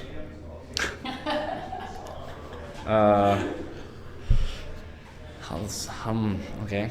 Well, good looks obviously helps. I think when you play in an industry like esport, it's I wouldn't call it easy, but if you look good and there's many people that don't, then obviously you'll be the first one that is considered. But I don't think there's an easy way to get e-girls, and I don't even think e-girls are much different from girls. Like when I'm home in Sweden, I don't treat the girls there differently than I would with people I meet in Berlin, for example. So I don't think there's a specific way, but I think, at least for myself, I know that I'm good looking. I'm not stupid or anything. So I consider it much easier in the esports scene than I would at home, for example. Yeah. So a bit of a silly question there, but yeah, David, I know you've got a dash in a minute. Is there anything else you want to add before you go, or anything you want to talk about? No, I mean, I'm just glad that we're not sitting here and it's this is the end after 5 years. I think. Yeah. I can't wait to be here in 5 years more. Doing this again. I think the main takeaway I think from Esports News UK is the people that you've helped. On the way. It's not obviously the site itself, other people. I probably wouldn't be here still covering stuff today without it. But I think the site's been massive for people. I mean, like you said earlier, you've got people now that are still there. I mean, there were so many people that I know. Even when I went to ESI, I know there's a joke with Sam, isn't there? About you being like a scouting agency for ESI stuff. Yeah, feeder site for Esports Insider. But that speaks to the volumes, right? I mean, Sam knows what he's looking for. I mean, it wouldn't surprise me if someone like that looked at a site like Esports News UK and thought, well, Dom knows what he's doing, so it gives you that kind of leg up. But yeah, I think as someone that works on the site, I think mostly it's just thanks to you, really. And I think a lot of other people, people in the chat and people that have been here and will work with you, I think have a lot to owe to you. And if one of them ever wins an award one day, they better shout you out. Yeah, that's all good. It's all good. And look, I'm just on the staff page now and past staff. You're at ESTNN now, is that right, David? Yeah, I'm at a few places. Yeah, so I do ESTNN doing League of Legends. I do Squad State, which is where I do mostly kind of gaming stuff, and then I do I do things for Mansion Bet in the UK as well, covering league. We should update your bio on the past writers because it says since working free in UK, David has written for ESL and now Esports Insider. So we should update that. It's about a year ago now. Yeah. I like to keep past staff on this page just to thank them. You know. Yeah, exactly. I like that. That'll just keep growing because I owe a lot to a lot of people like yourself for helping with Esports. And it's great. I mean, I can literally go on there now and look at people, and I probably work with some of them still to this day, you know, or cross paths with them. Yeah. So that's always great. No, that's really good. Well, thanks. David Duffy said there's not many proper champions of UK esports that can hold a torch to you, Dom. Well, that's very kind, mate. And I didn't want this stream to be about that. I just want to celebrate UK esports, you know. But thank you. That's very, very kind. Well, David, it's 9 o'clock. So I best go. But I'll keep watching in the background for sure. But yeah, well done. Cool. Best of luck to the next 5. I'm sure I'll be around during it in some form. Even just playing Clash every couple of weekends. Yeah, 100%. We'll stay in touch, and if you you have a scoop on Warcraft that's UK related, give me a shout because it might be something that I'm interested in, and we can chat. And things like that. So yeah, well, thanks again, David, and I'll catch you next time, mate. Yep. Speak to you later. Cheers, David. Bye-bye. Bye. So we're going to bring on our next guest now, Mr. Rob Allen, who was there, been in UK League of Legends before me, I think. I mean, we were talking, I did 4 Nations back in late 2014, playing it since 2013, but Rob was there in the scene when I wasn't really in the scene. He was there before, and he's helped with Esports News UK over the years, and I've worked with him at British Esports as well. So we're going to bring Rob in now. So Rob, I'm just going to bring him in here. How you doing, Rob? Oh, sorry, I was going to say, yeah, I'm good, thank you. How are you? Yeah, I'm good. How are you? I'm good. Just had dinner, and I'm now ready to chat to you, Dom. I don't have food on, but I've probably got like max 20 minutes or so. But that's okay. That's all we need. And sorry, Rob, I was giving you an intro on the stream before I pulled you in. So yeah, you've just heard. Hi, Rob. That's all you heard. So what I'm going to do, Rob, just before we get into it, I'm just going to add your picture in that you sent me. What one did I send? Oh, I sent you the one with Boris, didn't I? Yeah, you've got a claim to fame here. Let me find this. Where is it here? 1 second. I know I called it. 5 years, Dom. I know. Where's it gone? There we go. Now, do you want Do you want Boris in? I don't know if we should put Boris in. Wouldn't that be a bit political, Rob? I don't vote Boris, so I don't mind. It's all good. I'm not promoting buzzer here, so right. I'll leave it on for a bit, and then I'll just for space. Fine. I think we leave it. Dom, you love content. You love a little bit of controversy, so that's true. Oh, that's the best. Just you can crop me out. Just keep buzzer there. Oh, what the hell have I done here? Oh my god, I've been bloody cropping a Streamlabs box here. Right, hang on. Dom and technology. It's not good pairing, is it? Hell, no, it's not good. As I get called a boomer and stuff like that. Hang on. Oh, it's fine. I think I get called boomer now. Oh, it's mad, isn't it? You're not a boomer. My dad's a boomer. He's a proper boomer. Yeah. Right, here we go. You hit 24 on the esports scene. It's like, yeah, you're done, dude. Yeah, I know. Luckily, as a journalist, as an article writer, I can take my time because writing articles, well, it can be fast paced, but it's not the same, as playing. Yeah. Right, I'm just cropping you, making you look. Just fitting you in here, Rob, before we jump in. Cool. We've got some juicy articles, haven't we? It's done it again here. God, yeah, I mean, there's the obvious one, wasn't there? Yeah, I can't wait to come on to it. So, Rob, I'll put here, I've got a list of things you've done with us. So, Rob, tell the stream a little bit about your background, people who are unaware. So going back to the beginning, I guess. So, I guess, esports, how I ended up in esports. I mean, I started off, I was pretty good at Call of Duty, I guess. I played like semi-pro Call of Duty and got to a pretty good level there. And then one day, I think I just changed over to League of Legends and decided I want to be a coach out of nowhere. I think I was trash. I was like gold or something at the time. And yeah, I just thought, right, I want to do this. And I remember I was watching like 40 hours of League a week, just watching every LCK, every LEC game, and I was writing a blog on it at the time. And eventually, my blog got noticed, My writing got noticed, and I got picked up by a small team of analysts. They were doing a bit of work for Gambit at the time, and then we did a little bit of work with Elements, and that's how we met Wicked. Yeah. And then before I knew it, I was making a team with Wicked, Wendell Bow, Akire. I don't even remember all the players' names. I think Shook was our jungler for a little bit. Yeah. Some pretty iconic names. I jumped in at the deep end, to be honest. I didn't know what I was doing, dude. And I was assistant coach at that point. And then my roles went up, but I guess the scene I was playing went down a little bit. So then I made my own team. So as you know, I joined Choke for a little bit. I remember now. I joined Choke for a little bit. That's when I met you, Dom. I just come fresh out of Challenger Series, and then I met you when I was playing with Choke. So I think we must have entered the UK scene around the same time. I was involved with League before that, but our entry into UK, because I remember actually I turned up to that event. And I was terrified because I hadn't done any interviews, and you just around. Oh, can I get an interview with you on camera? And I'm just like, oh, I was just an anxious kid at the time. Was it exciting though? Was there an element of, because I think at that time I was trying to do everything myself. I should have just reached out, relaxed a bit more, and just spoken to people and learnt the scene a bit more. I tried to come in like I knew what I was talking about. But I think people saw me as annoying, but also, someone's given a spotlight. Yeah, and I mean, I'll jump forward a bit just because, when you first came in, I think, in my head, I think a little bit at the time, I must have been like, oh, what? This guy doesn't know what he's talking about. Like, I don't mean it in a bad way, because the good thing is, I think, is that a lot of people have come and gone through the scene, but like you've actually stuck and you've learned about the scene, and like you've been doing so many projects with British Esports now, so it's like you've learned fast. So obviously, there's no doubting what you've actually done in the scene now. But I mean, when you first got there, I was just like, oh, I don't know. It's a bit up and down, wasn't I? Yeah, absolutely. Yeah. And we've got the video here, Rob. Should we jump into a few clips? Oh yeah, that's me. There we go. I don't have a beard.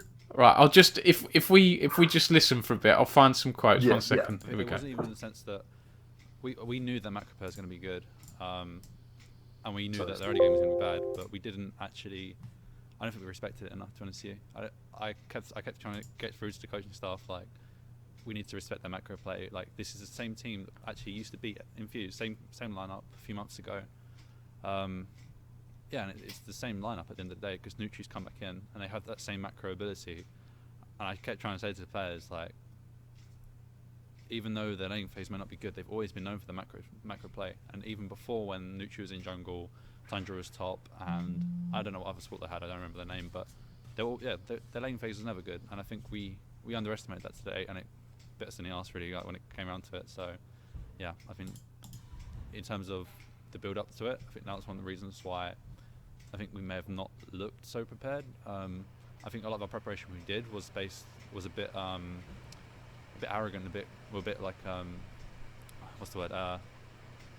Like, we were just overconfident really, I think, coming into it. And that, like I said, that just made us come into it actually underprepared in a sense, because we prepared for the wrong scenario. So yeah.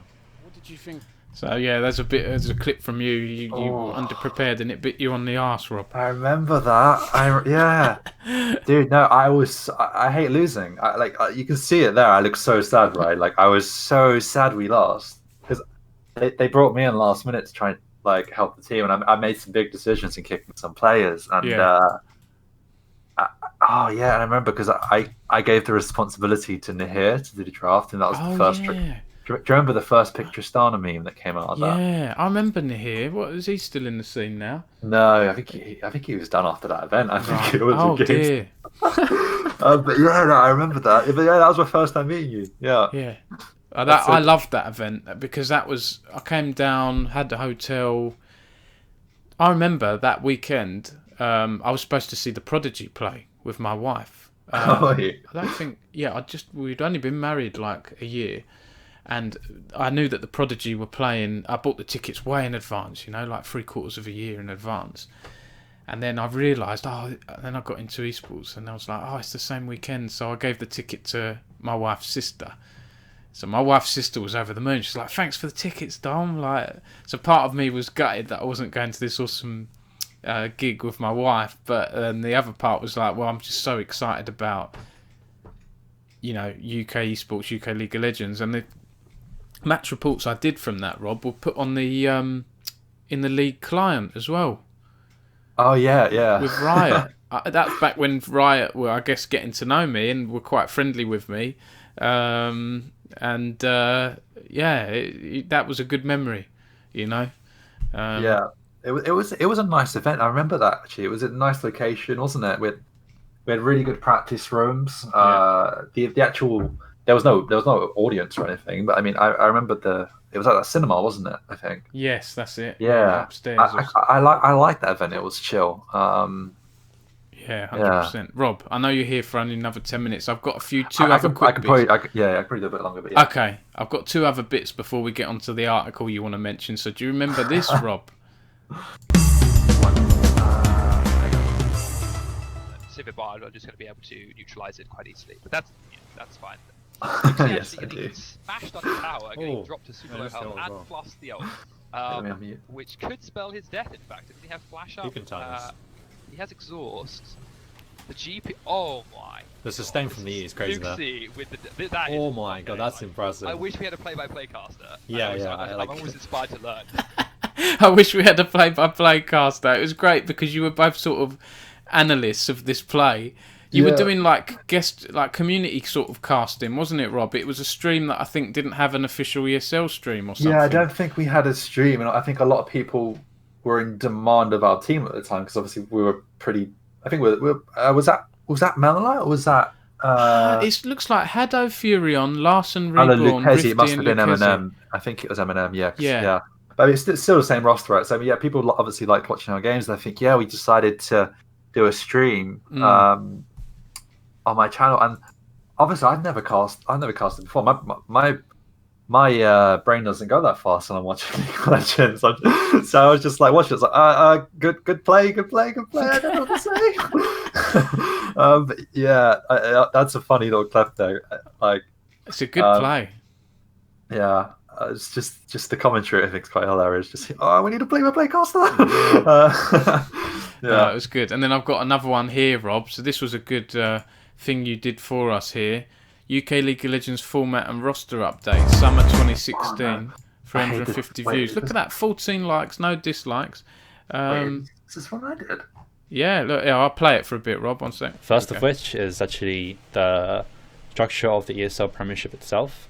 And this is obviously going to change the way teams are going to be entering and competing.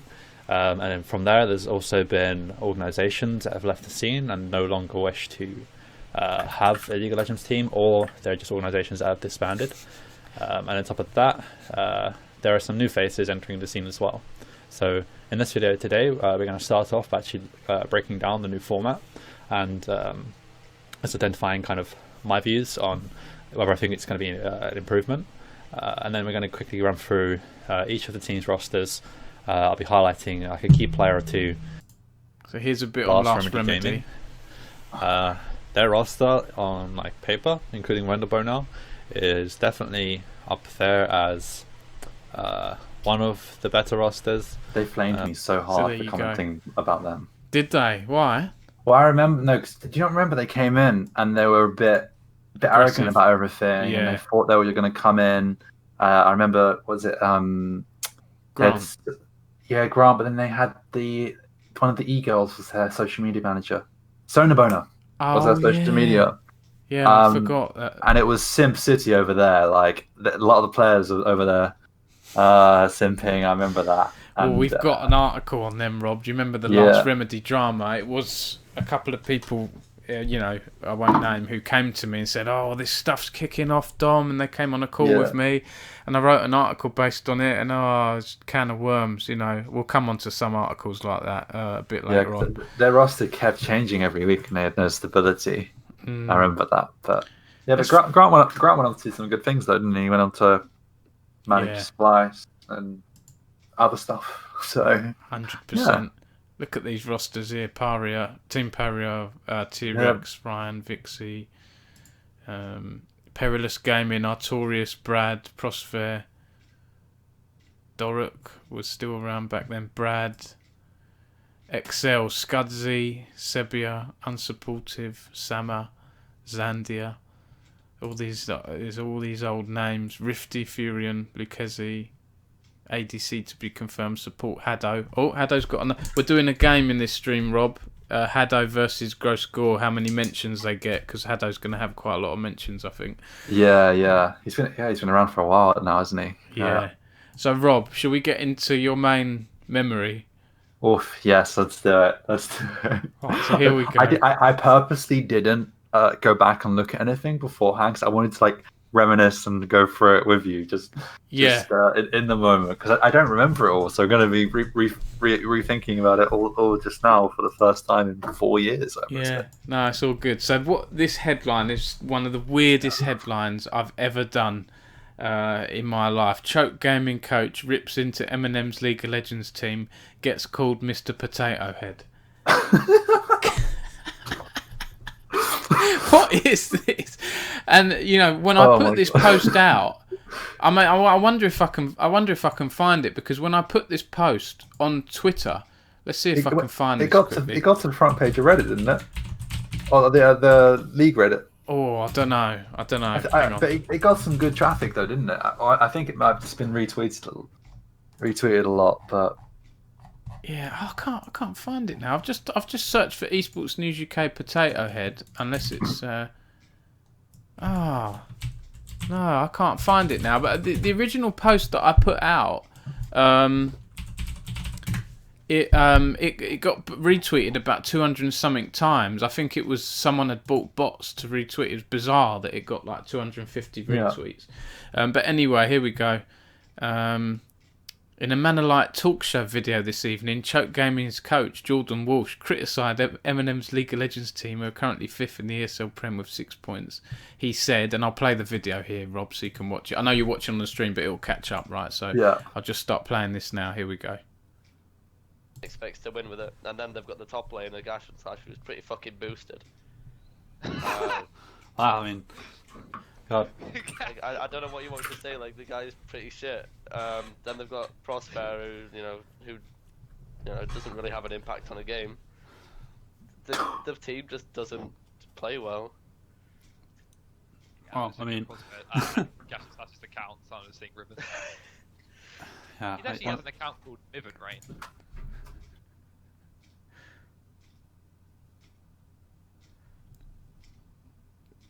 So are you caught up there, Rob?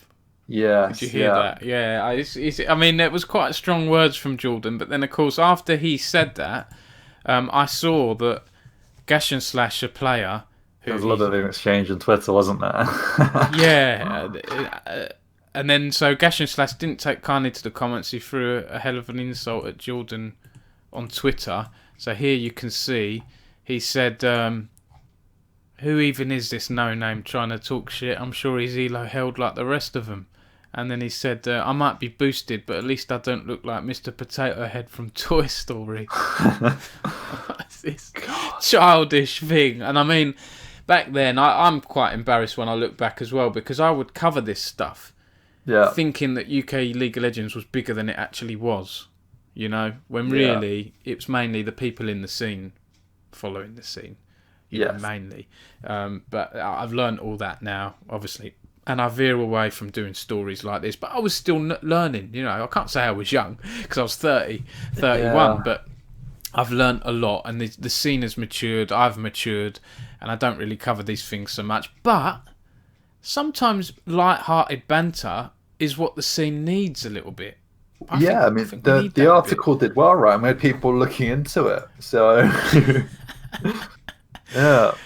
And you've got here Choke support player followed up with a nice picture of Mr. Potato Head himself boosted. He was a funny guy.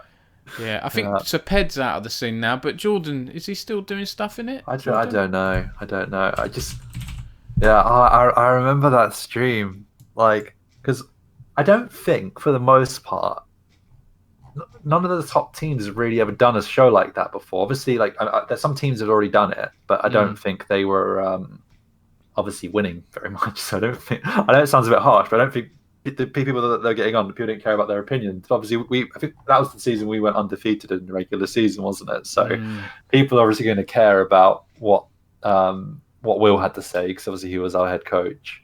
I'd like to think people cared about what I had to say during that period. And then Jordan, I don't know what team Jordan was coaching, but I think he was coaching one of the top teams. So we had a pretty good lineup for it. Yeah. And I remember one of the things I told them before was like, I don't want this to be another one of those streams where we're just rubbing everyone's egos. I was like, let's just be real. Let's have an open chat about what you think. I don't care what you say. This is my stream. I'm a very black and white guy. Yeah. Say what you want to say. Obviously within the rules of my cat, whatever. Within reason. And I think what Jordan said, it was a bit out there, but yeah, it was. I think it was just funny because people got so triggered by it, because we got some really good views on it. People really cared, and people went through and dissected it and picked out random bits, and just like, great, this was success. You got people looking into myself. We got followers from it. Will got some more followers from it, from the scene, because we were still growing in the scene at that time. So I guess, like you say, the thing was, obviously the only people that followed at least UK esports were people in UK esports. So yeah, but it got exposure up a little bit. But yeah, and obviously this article helped massively, because it just everyone in the whole scene found this funny. So yeah, it was a banger. Yeah, no, it's good. I'm glad to have been a part of it. And we do, I think there's been a few instances over the years in UK League of Legends where talk shows have resulted in drama and people falling out. There's other ones, there's a few I won't mention, because again, I said at the start of the stream, I don't want this to be a negative stream. I don't want to dig up old things that people start sharing and saying, why are you talking about that, Dom? I don't want to do that too much. But this, I'm sure, it was very light-hearted, and I'm sure they saw it in a fun way. But speaking, if you still have a few minutes, Rob, speaking of your old teams, I've got one here. Haddo's going to get another mention here. So this is an interview I did. I think it's after an Insomnia, where I think Manolite just lost in the final to Renegades, who went on to become Misfits and get into the EULCS, or LEC as it is now. I-57, yeah. And I've got a question here. Is it Manolite or Manolite? But you can see I've just interviewing Haddo and Will. I think you were with him at the time, weren't you, as well, Rob, with Manolite? I was managing the roster. I must just obviously let them have the interviews, obviously coach and captain. So so I'll just play this clip here. Let's have a look here. Maintain this level of progression, I think we can go really, really far if we stay together. But of course, you never know what other things like sort of come around the corner, really. So we're hoping to stay together, but you never quite know, do you? Basically, what Coach said. Unless TSM is buying us out, I don't know, and we probably stay in Manolite. You never know. We'll see.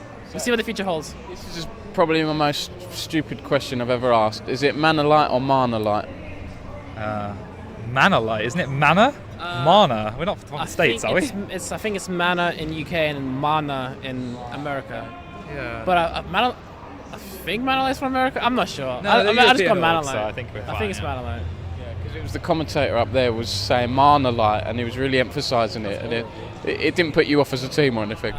Well, we can't hear. You could hear them. I could hear them, but I heard them 3 minutes late, so I guess I kind of blanked it out. It doesn't really tilt me. That's fine.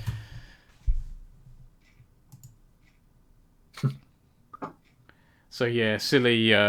That's a silly interaction there. I don't know why I'm pushing myself asking silly questions, but sorry if you're getting cut off with the stream, because I realise there's a delay, Rob. But it's it's fine. Hard for me to do. I love those times, because we built something pretty good at Manolite. But obviously it's really sad actually to see Haddo there being like, I don't think we're going anywhere.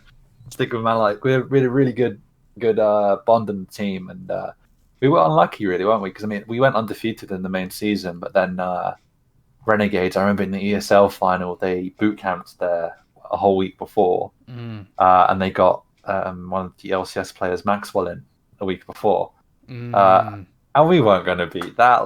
We were tryharding, sure, but we got a couple of evenings practice in a week, And but yeah, we were never going to beat that. And then I think in I-57, I think we were playing with a sub. I don't know why Haddo said we performed better than expectations. I think maybe we just did well in the final. I think we maybe took them to 5 games or something. But yeah, it was great times. And obviously they went on. Also, we went on to M&M. I went for a single season. I think they stayed for a couple of seasons. They reworked that roster. And obviously we saw what M&M were able to do with the roster as well, because they had continued success, and they've continued to do great things as well. So I love that roster and that time of my life. Yeah, you know, I was shaven and everything, young. Clean shaven, yeah. I liked the Manor Light branding. I really liked the name of the org, the logo, the wizard, and I liked your sort of ethos. You had some nice players, you know, you and Will, and you were like, I was rooting for you. I know you shouldn't as a journalist, but you, like you say, because Renegades had the better players, and when you went into that final, I was rooting for you guys. You know, more of UK and everything. It was a shame it didn't happen. But like you say, you did well. There's an article here. Look, Manor Light finished first in ESL UK Prem after beating Banditos. Yeah. You were the first seed going into the playoffs, and then, like you say, they brought in Max Law. And that team they put together, actually, and this is a good segue in here, Rob, because I've got an article here to talk about. This would be good to segue. Misfits make it to the UK, to the EU LCS. This was an interview I did with Alicus on the brand and how they went from the UK Premiership to the EU LCS. They basically got through to the Challenger Series, didn't they? That's now defunct. Won that, or got through, and got through to the LCS. I mean, that was an incredible run. That was one of the last teams to do that, wasn't it? Before we moved into the franchise in LEC. I think at that time, obviously we lost to them, but they came from the same league as us that season, and they crushed the Challenger Series qualifiers. And I think with the form we were in, obviously we couldn't actually beat Misfits themselves, but let's say we had gone in their place, I think we could have had a really good run. I'm not saying we would have made it, not at all, but like I think we would have been a really strong contender in those qualifiers. But yeah, they were good. Like especially once they got they didn't have Power of Evil for the UK, did they? No, they got him in after. Yeah, that's it. This article I'm looking at now, you'll see it on the stream. They changed their roster. The only one they kept was Alfari, who they identified as the best player, and for good reason. He's still, I know he's not had a great split this last season. But he's still a very good player. Yeah. I think, to be honest, a lot of the shortcomings from his team have come from other players. I don't think you can point the blame on Alfari. He doesn't really lose lane that much at all in the top lane. So but yeah, interesting times, Rob. Is there anything else you want to add before I move? The only thing I would say, the other thing I just remembered was that, do you remember I did a couple? I think I did an M&M and an XL video for Esports News UK. Yeah, it should do you remember? Be, and I think that there's a scene. There's a scene in the M&M one which is oh god, actually, you can't show the whole video because I remember I'm commentating over the video in my commentating voice. But there's a scene. What's it called? Oh, we finished what we started. That's the one. You scored past it. It's near the top. Yes. And there's a scene in there where we're finishing the Nexus, and you can hear the team screaming about the perfect season. Oh, cool. Do you know the timestamp on this? Oh, I remember you did this, didn't you? So you spoke to Cal. I forgot about this video. I think it's about halfway through. I mean, it's not a great video. I was not a video editor, but it's all right. We managed to make something work. I think it's. Oh, let's not get the clips of me in this one. Depressed Bob after we got dropped by Manor Light. Oh. Both the organisation and the players had the same goal in mind. Okay. Who has flash? Okay. I don't. Team atmosphere was great, and we all enjoyed playing together. He's coming. If Trundle Pretty cut away too many times. Kill Trundle! He's got a wall. I ulted. Kill him. Beating the Renegades was definitely my favourite moment of the season. Keep going, keep going. That's Cadril you're killing there. Get the turret, get the turret, get the turret. And Alfari. Go, go, go. He came in as the underdogs, but we still somehow prevailed. Okay, fine. End the game. I'm throwing it up, I'm throwing it up, I'm throwing it up.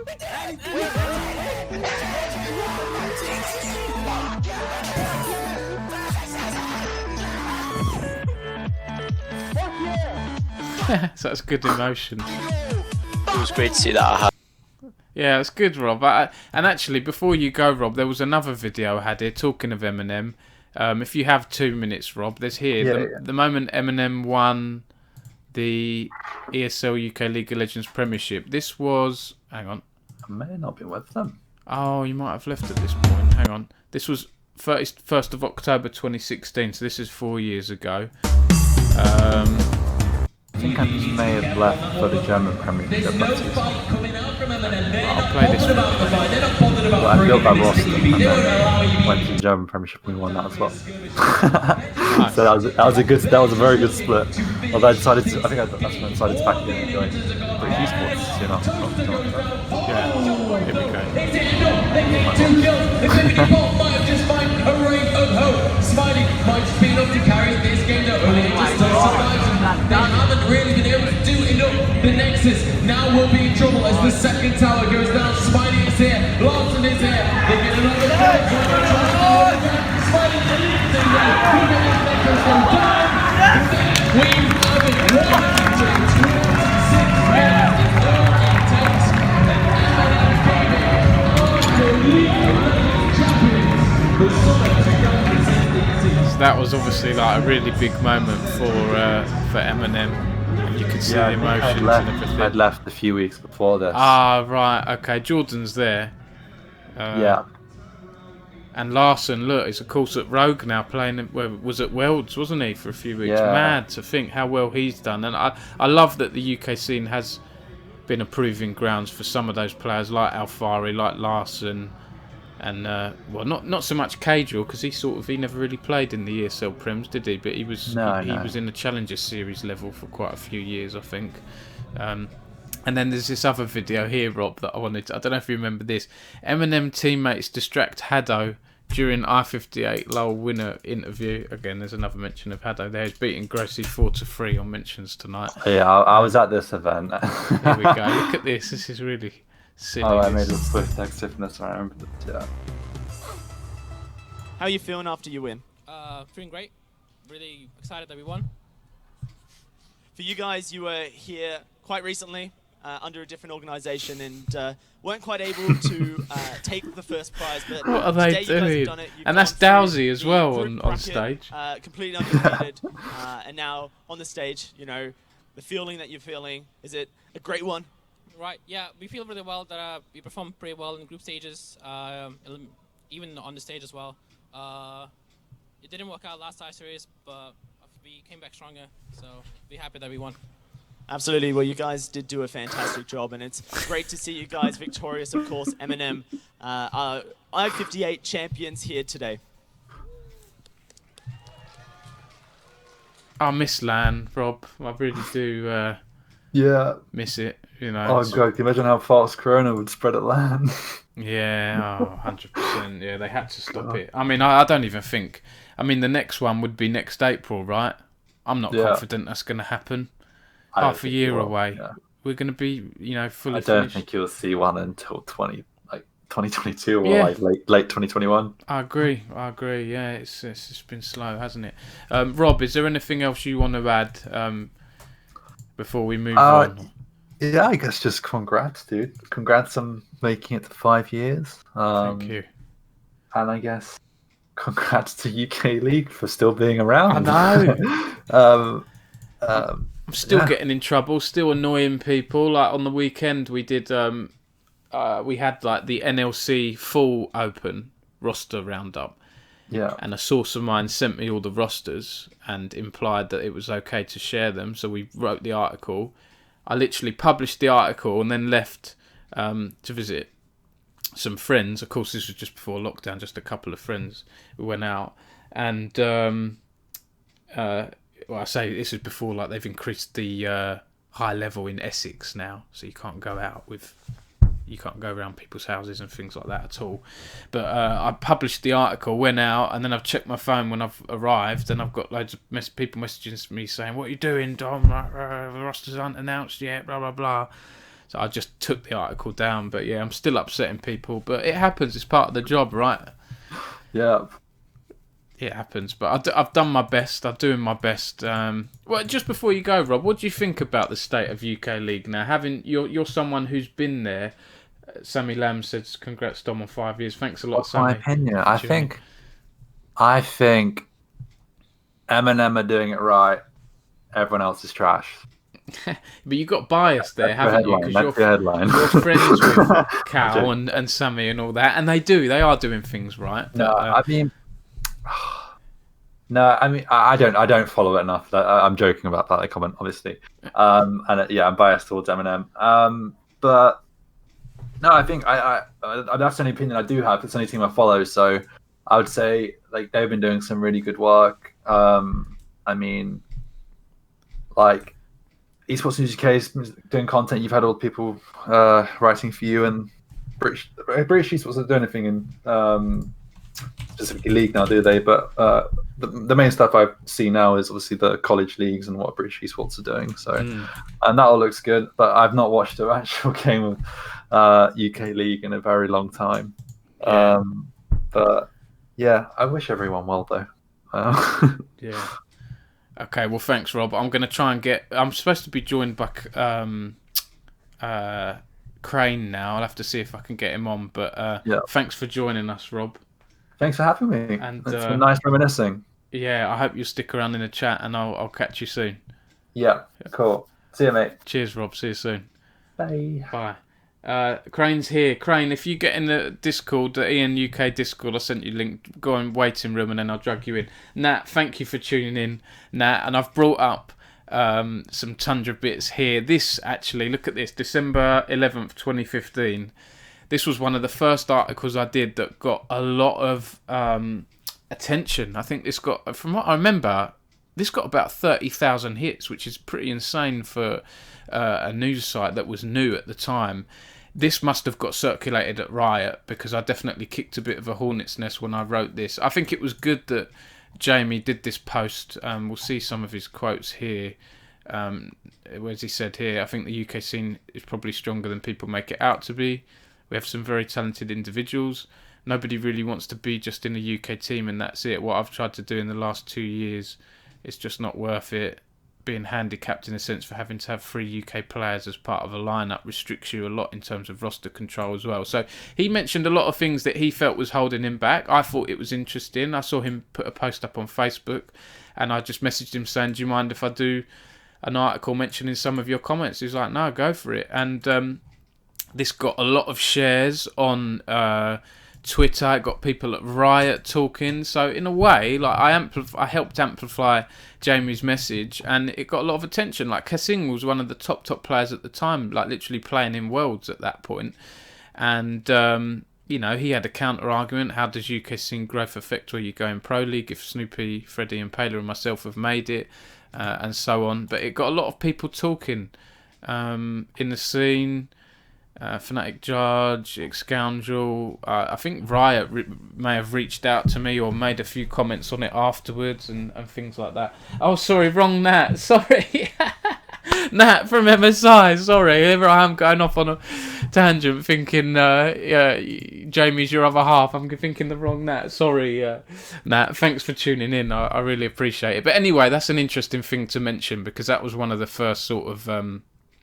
that was the early point of Esports News UK history and FM Esports, bless them, they don't exist anymore. I really like the owner, Yak, who's a really cool guy. But I'm going to bring in our next guest now. So I'm going to bring in our next guest, Mr. Nick, aka Crane. How are you doing, Nick? Yeah, I'm not too bad. Are you?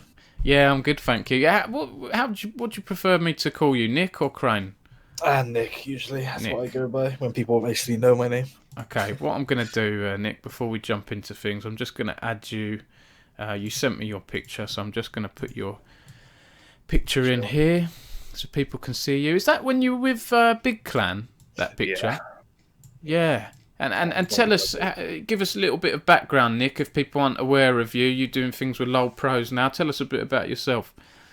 Yeah, I started out as a player, actually, back in 2016, I guess. Playing in the Red Bull 5G tournament circuit thingy, and played like ESL Prem qualifiers, UK Masters qualifiers, stuff like that. Never really did very well. Then I got bored of playing comp, so I moved on and dabbled in a lot of things. Did some work with you guys, did some admin for ESL UK, had some lands. Then I ended up managing a team, which just so luckily got picked up by Big, and I ended up snowballing my career from there. God, it's been a few years. It makes you think, doesn't it? Yeah, and now you're doing LoL Pros now, right? Tell us a bit about that.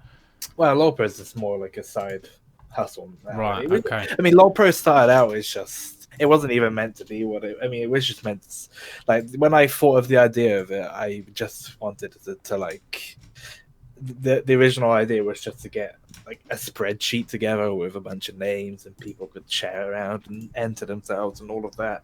But then I ended up meeting the other founder who had a site like LoL Pros as it is now, but it was a French ladder. And I went to him and it's like, hey, do you want to do that? But make it European, like take it internationally. And then it just kind of blew up over the time. Like over the years, it just kept going, and now everyone around the world knows what it is, which is kind of amazing when you think about it. Yeah, no, you've done really, really well with that, and I know a lot of high-level players and teams use that service, so that's great. David's just said in chat, the man, the myth, the Graves legend. Oh man, yeah, Graves. I still play him sometimes. Yeah, I remember you were playing him, so... we've got some stuff here. You really helped us a lot with we did a 24-hour charity stream, didn't we? We raised 650 quid for, here we go, Special Effect. This was kind of raising money for Special Effect before it was cool to raise money for Special Effect. You know, now everyone does it, which is great. I haven't really had time. This was before... Oh no, my son had been born late 2016, but it's before I had twins. I had a bit more time to do this stuff. And then since then, my work at British Esports, my main job, is so busy now. I just don't get time as much. And with the 3 kids, I just don't get time to do this stuff. But that was a great 24-hour thing. I had a lot of fun doing that. And actually, I've got some clips here. I remember vividly all of the Riot versus X teams, and we had the team. That's it. Here it is. Look, I've got a match here. Team Esports News UK versus casters and coaches, and we've got people like Scoundrel on the coaches team. And actually, so look at this. Look, we're 20. What are we in? 17 minutes into the game. You're 7-2-1 as Lucian here. Yeah. So you carried us. I think we won this game actually. Yeah, probably. And Ex-Scoundrel made me laugh because he was... Let's have a look at the end of the game here. What was his scoreline as Yasuo? Kills coming out of that game. I can't remember Ex-Scoundrel playing anything other than supports. So he was Yasuo mid lane. He went 2-13-5. And I was happy with that because he was like a diamond player. Platinum or diamond. I think he's diamond now. And I was silver. I'm still silver. I was gold for a little bit last year, but I'm back to silver again. But yeah, for us to beat him, I remember ganking him a lot. I mean, I didn't do well. Look, 4-10-10. But were there any other moments from that charity stream that you remember? Because I remember you guys, it was great to have the team. You let me go to sleep at like 2-3 in the morning, and you guys took over. Yeah, no, I mean, I remember... watching the Riot game. I think one of my most vivid memories is me being absolutely shattered and starving, and I think you bought me a pizza or something. Yeah, I did. I bought everyone pizza for helping. I think you, David, maybe Craig and someone else. I bought pizzas, ordered them online. I just remember getting the pizza, and just after I think I was we do see a level of straight on the stream, and then I just go downstairs and crash on my sofa. I think that's what I did. Oh, that was... Yeah, I remember it. Yeah. Good memories from that. I mean, I haven't been that confident streaming. I've got a little bit better now. We do streams a lot at British Esports, and you know, oh, look at this. Look, we had charity 1v1s. Look, this is Jokerism versus Tyrin. It's all coming back to me now. Yeah, I remember this. Shout out to those guys, by the way. Tyrion, I feel a little bit sorry for Tyrion. He never really gets picked up. When he does get picked up, there's always a bit of drama or. I think he plays in the UK EL now or something. Yeah. Dandy Chap is also known, or he used to be known as Dandy Chap. Oh, he's going to win here. Jokerism, is he going to get him? Yeah, he's let him. He knows he's lost. Yeah, so that was a lot of fun. I really enjoyed the 24-hour stream. And look, here we've got an interview with you. We did an interview when you joined. You were at big Berlin International Gaming. This is 2 years ago with Angel Archer. Yeah. How was that? How was it going from UK scene to the German one? I mean, it was basically my first real esports job, so it was quite daunting. I was only, God, how old was I? I was 18 or 19, I think. Yeah.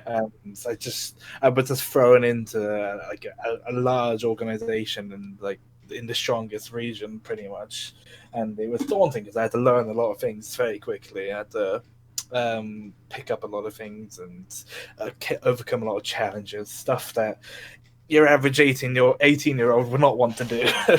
But yeah, I mean, but overall, the experience and the thrill of being at a LAN with a team, watching them win, and all of that stuff, it's unforgettable, really. And it was definitely what pushed me to want to keep going, for sure, after I left. Yeah, definitely. I really miss LAN. I was just saying that to Rob before you joined the stream, that I'm going to miss Insomnia. Seems like it's been a long time already. Yeah. I've never actually been to an Insomnia. Oh, they're good. What I like about the Insomnias is that no matter what people are doing in the day, whatever tournament they're taking part in, the UK League contingent sort of gathered at Wetherspoons or whatever in the evening. Like Nat will know that, who's on the stream. Like I got to know Nat a bit after a day, and just everyone chills out. Rival teams. That's one of the things I like about UK League of Legends, and I realised quite quickly. Yeah, there's a few enemies that people make, but it's not many. Most people have a good relationship with each other, even when they're on rival teams, because it's such a small scene. Everyone knows everyone. Yeah, for sure. Yeah, I mean, I had a small taste of the UK LAN friendliness because like I said, I did an admin stuff for ESL UK, and I admin the very last ESL Premiership final, and I think it was where XL reverse swept Team Singularity 3-2, I believe. Yeah. And after that, everyone, the ESL Prem staff, the casters, the players from every team all went down to Wetherspoons, and we all got a table together, pushed a bunch of tables together in Wetherspoons, and had a drink. Yeah, it's got to be done. It's got to be done. Is there anything you want to talk about in particular, Crane? Because I've got a long list of articles and videos and things here I haven't gone through fully. There's a few old articles that I can go through. God, I don't know.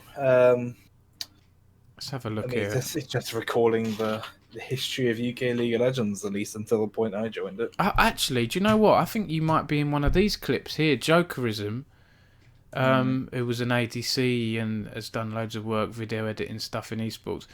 I think there's this montage he's got here, which I'm bringing up. You might need to bring your stream up in another thing. Yeah, so it'll be a little bit of a delay. But Brixton, let's see if Bamford.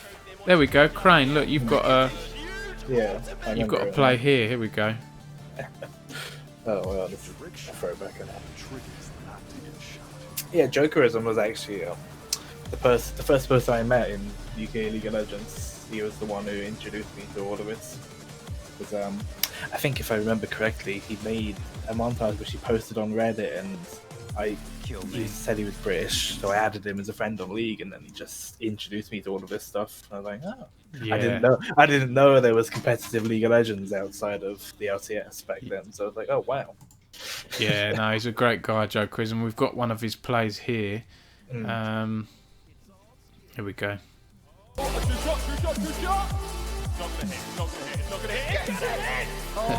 The long range Ezreal ult from downtown. Yeah, so I really like that video he did. And actually, there was another. Speaking of top plays, let Let me see if I can find this one. Where is it here? Seeing all of these names in the video, like players who are no longer around or have moved on to different things, like seeing Yoppa there, who's on Vitality now, I think.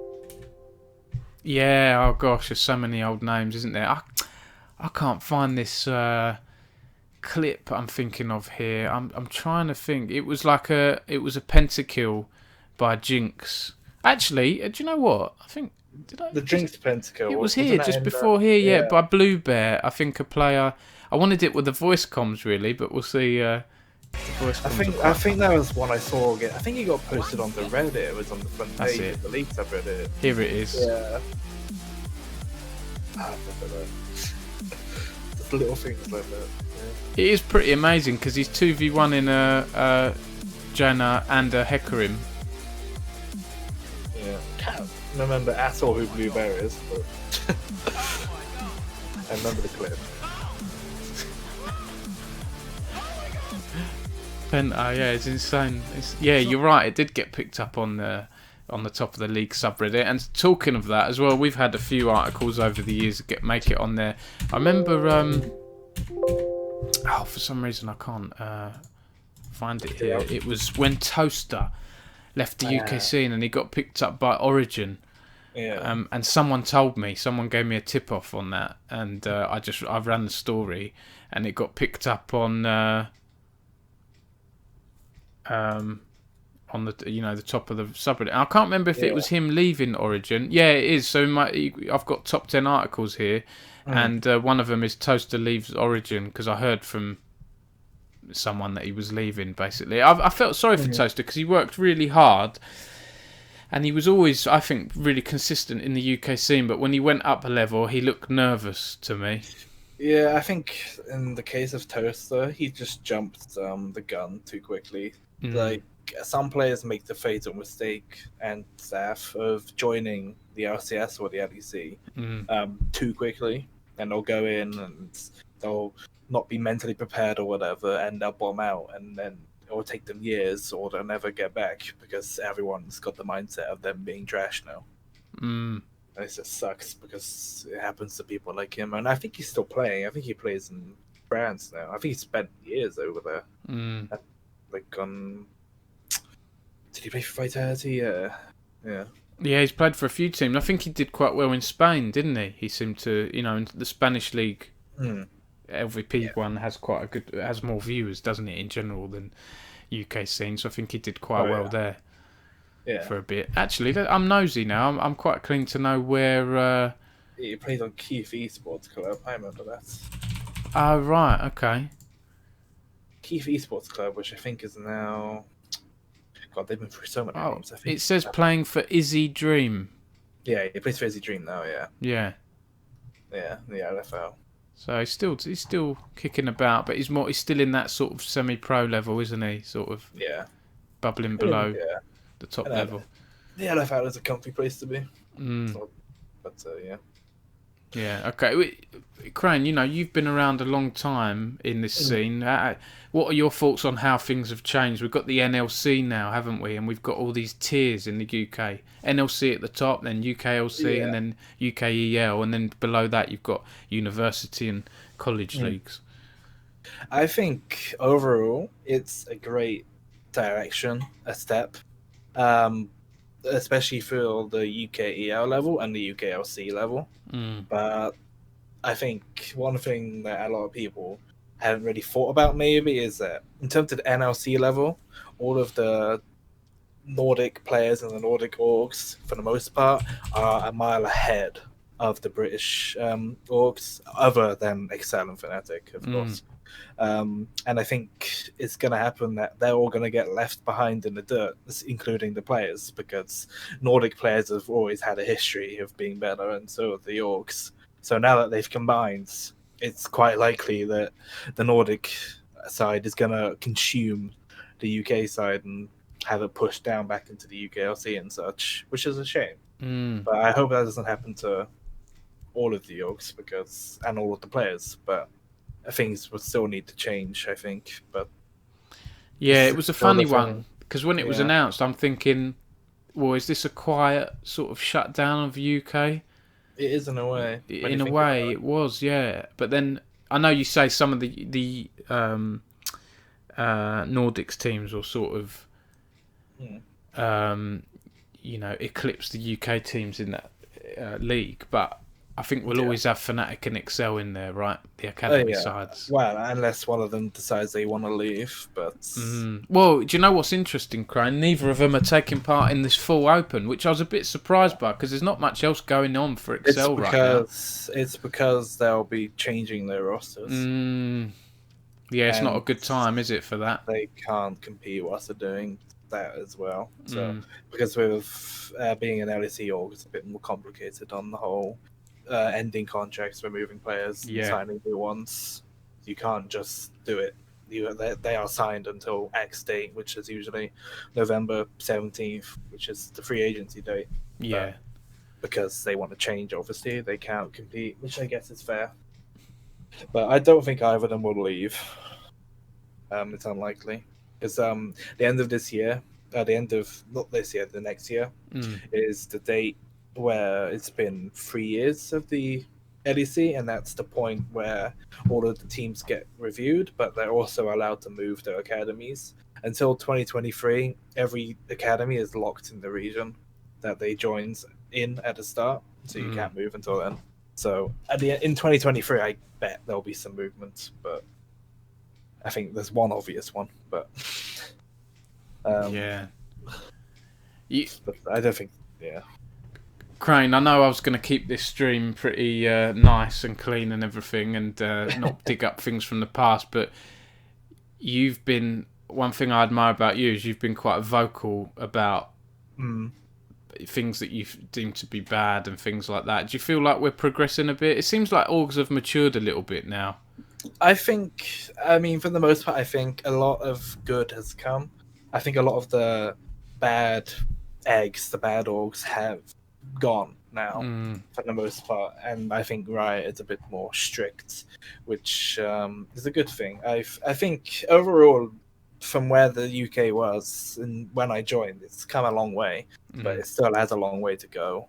But I think one of the main problems now, at least, is just the interest in UK League of Legends and League of Legends in general. If you're a British person, like, the interest isn't that much there, and the orgs have matured and gotten better and all of that, but there's only so much they can do in terms of their native talents. Yeah, exactly. I've always said we need that viewership, don't we? That's what it comes down to. And I don't blame League of Legends fans for only watching LEC and not watching UK. A lot of them don't know it's there. I think DreamHack and Riot have done for like the inaugural split. I think they've done a pretty good job. I do. Marketed it quite a fair bit. Their viewership has gone up. I don't like it that they still use the whole basically fake views by putting on the Twitch front page. I hate that. It's basically just buying views, but I get why they do it. But it won't work. But overall, when you take away that, the viewership is still increased, which is good, I suppose. But yeah, you know what? I'm not a big fan of at British Esports. We have a partnership with Twitch, and they'll often put streams. They don't put every stream on the homepage, on the UK homepage, but they do put the championships for school and college students and things like that. And yeah, you bubble around like 1,300 to 1,600 live viewers, but you know a lot of those are just people that are dormant on the homepage, right? But we're lucky we have a nice active chat. Because we have, a lot of students who are excited about it. They're teachers and they're friends of the association and are volunteers. So that's nice. And I like that we've got this tiers in the UK now, whereas before it was just ESL Prem, wasn't it, pretty much, in UK Masters. Now we've got NLC, UKLC, UKEL, NUL, NSC, British Esports Association, and all this stuff going on.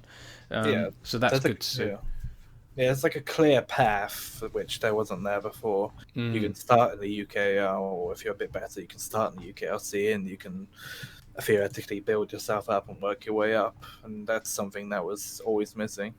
Sadly, at the bottom tier, there are still, I hear stories here and there of some scummy people, but thankfully most of those are at the bottom, and they don't tend to last, which is good. Yeah.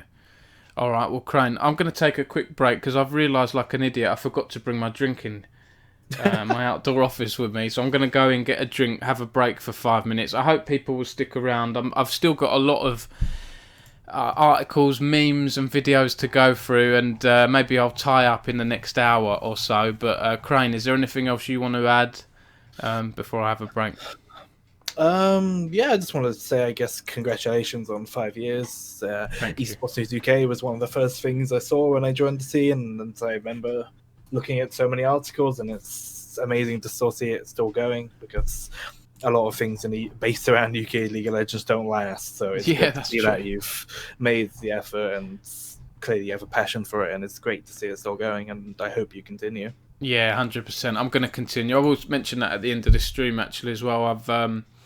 So shout out to you, Crane. I don't know why you weren't on the past stuff. I like to leave everyone that's worked or helped with Esports News UK on this page, even if they've left. But yeah, shout out to you, and also shout out to Sarah Goldhawk, who's joined Esports News UK. I didn't do an announcement thing. I probably will do at some point, but she's I worked with her previously at PCR, which is like a tech trade publication, and she's a sales person, head of partnerships now at Esports News UK. She's got a good deal in with AOC Gaming for November, which is why I've put AOC on this stream as a thank you to them. But I'm hoping that we do more things and she gets some more sales in, because that helps me keep the site going. Yeah. And maybe next year I can transition to doing this more full time. I'm working on a project. I've been working on it a couple of months now, and I'm hoping it can sort of take off in the new year. And that, combined with Esports News UK, I'm hoping I can do full time, and it'll give me more time to do articles, to support staff or pay new writers, and that's my dream. And I'd love to in the future, if it does do well, sort out partnerships with other countries, Esports News France, Esports News Germany, that kind of thing. I'm passionate about UK esports and just growing it, and I can't compete with ESPN Esports or Dixerto or Dot, so I'll focus on ways where I can set myself apart, Yeah, for sure. Yeah, no, I'd love to see it. I mean, it's always been a backbone for the UK, and having it go up a step would always be amazing, of course. Thanks very much, Crane. And as always, you have any news, anything like that, my DMs are always open. The same goes to anyone watching this on a VOD or live on the stream. I'm always around if you want to share news and things like that. I say I'm always around. I'm not always around because of my twins. So, okay, Crane, listen, thanks for all your help. I'll have a 5-minute break now, and then when I come back, guys watching the stream, I'll do a few other bits, look at some memes, look at some other articles and things, and we'll just chill out for the next hour or two. Yeah. All right. Well, thanks for having me, of course. Thank you, Crane. Nick, I keep calling you Crane. You asked me to call you Nick. What am I doing? Thank you, Nick. And yeah, like I say, DMs are always open. I hope to hear from you soon. Keep me posted, and good luck with LOL Pros and everything else that you're doing. Sure. Thank you very much, and take care. Cheers, Nick. Take care, mate. See ya. Bye-bye. Right, okay, so like I say, everyone, I'm just going to have a quick break. I'll be back, and because I've been chatting to guests and I haven't been able to go through some of the articles and things. Now I want to pick out some of my favourite articles and videos and memes and things like that. So I'll be back in 5 minutes. I'll just put a quick be right back thing on. That's loud. Let me turn that down. There we go. And sort the timer out. There we go. See you in a bit.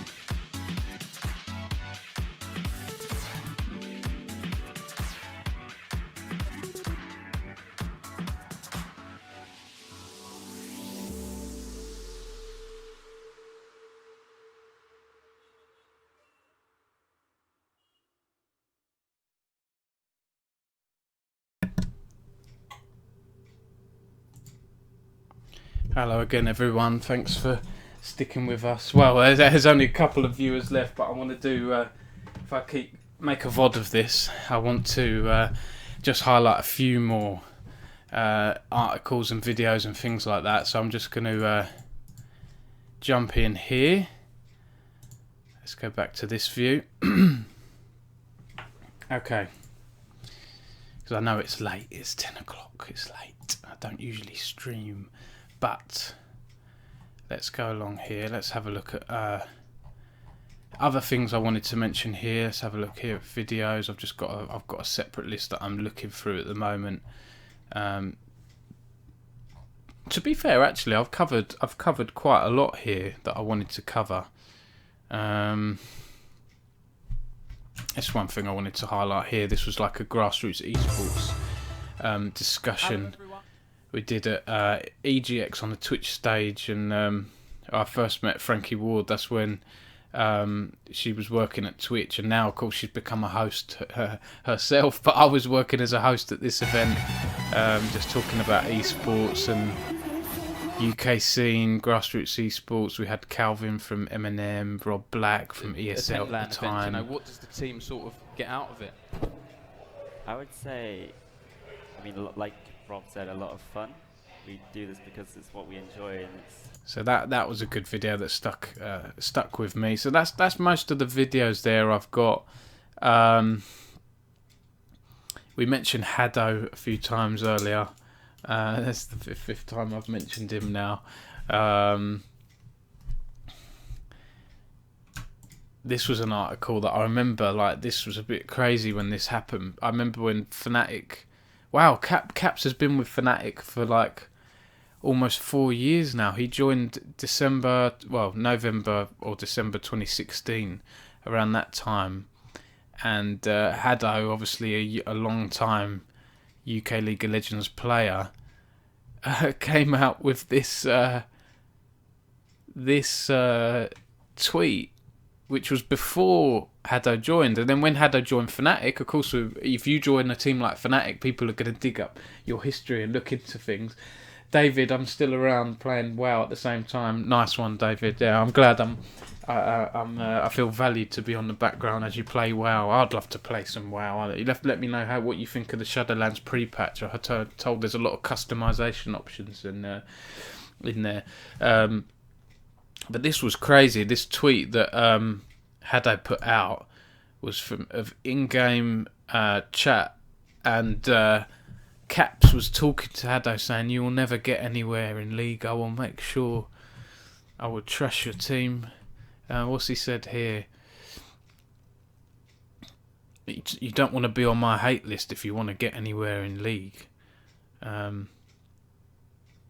make sure you never get to join a Challenger Series or LCS team. Like, just really, and it was forced to come out, Fnatic and Caps, to apologise. Caps saying, "I'd like to apologise for my recent behaviour in solo queue. I regret what I did and let my ego get the better of me. I hurt other people and understand it's not acceptable." Which is right. You know, if you join a team like Fnatic, you're going to get, those things are going to get pushed to the foreground, aren't they? So I wanted to highlight that one. David saying, "Shadowlands very good so far. Once you can get into the game, the new customization stuff is lovely." Yeah, you never imagined Sweet Little Caps being that bad manners, yeah. And David Duffy, I mean, who's not toxic in solo queue among the pros? Yeah, exactly. I mean, I'm sure they all do it. And on that note, actually, on the topic of Shadowlands, I'm going to go through my top 10 articles here, most read articles on the site, because number 6 is World of Warcraft Shadowlands, Warcraft's next expansion confirmed. So I wrote this about a year ago. And before I wrote this a year ago, I wrote it originally September 10th last year, because there were leaks. Do you remember this picture? Look, the idea that Shadowlands could be the next WoW expansion is looking more likely, following another apparent leaked screen. And I remember a few streamers were saying, "Oh, the next expansion is going to be Shadowlands. Look, there's this leaked picture." And I'm thinking, there's been so many rumoured leaks over the years. And I remember watching Asmongold stream or video, or I think it was like, I can't remember the name of the person. They do like lore videos, or they do news on World of Warcraft. And that I came in from a night out or something, with visiting some friends. I got in at like midnight. I played this as I was getting ready for bed. Had it on in the background, and they were talking about Shadowlands. I was like, oh, that's interesting. So I jumped on my site. I know it's not UK esports related as such, although you could say Method are big UK base, or were big.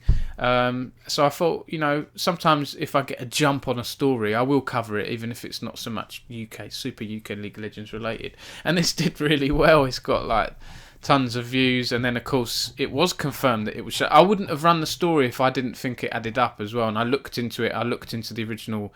I think it was something leaked on 4chan. There we go. First posted on 4chan. I looked into it, did my research. I went to bed at like 2 in the morning, and I was like, do you know what? I think there is substance to this, and it turned out to be true. So that's one of our top most read stories.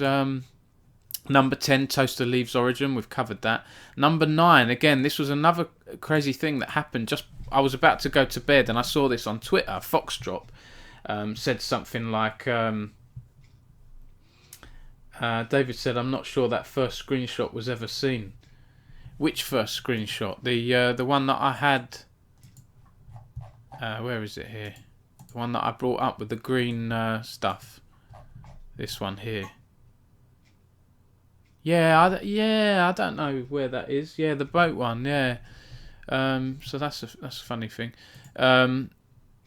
We've done Total Leads Origin. So this is the 9th most read article on Esports News UK. This was posted April 2017. YouTubers hacked by Owlmine, including Foxdrop, Nightblue, Candy Monday, and Leafy is here. So a few UK ones there. Foxdrop, Candy Monday. I remember Foxdrop posting a tweet. Look, at midnight, April 2nd, 2017. Aware of the change to all my titles subscriptions out of my hands. Someone's hacked my network and got to me through that. Now this was near April Fool's Day, and I'm thinking, is he mucking about? Is he doing an April Fool's? But I'm thinking, no, he shouldn't, because it's April 2nd, midnight. And I looked on YouTube and I saw loads of streamers had all their titles changed to Owlmine are back, read the description, they've been hacked. So again, I did a bit of research, thought, well, this is actually happening, and because it just happened, I jumped on it, posted the story, and when I woke up, I was on, whatever, front page of Google for it, and it was getting loads of hits. So, if I didn't have kids and I didn't have another job, I'd be able to break news. Wouldn't that be nice, to actually do journalism and break news first? I'd love to be able to do that. Maybe next year, we never know. So yeah, that's the 9th most read story. The 8th most read article on Esports News UK is a quote from Fnatic's former League of Legends head coach, Delor, who said League of Legends won't be here in 20 years' time. Now, he said that this time 4 years ago. So in another 16 years' time, we'll set a timer, set a countdown. I think it will be here. I mean, I got this from a Fnatic book that they wrote. I think it was How to Be a Pro Gamer or something. It's an okay book, but I knew that not many people or journalists would buy the book the day it comes out and then read it all. So I read it all, and I got some headlines from it.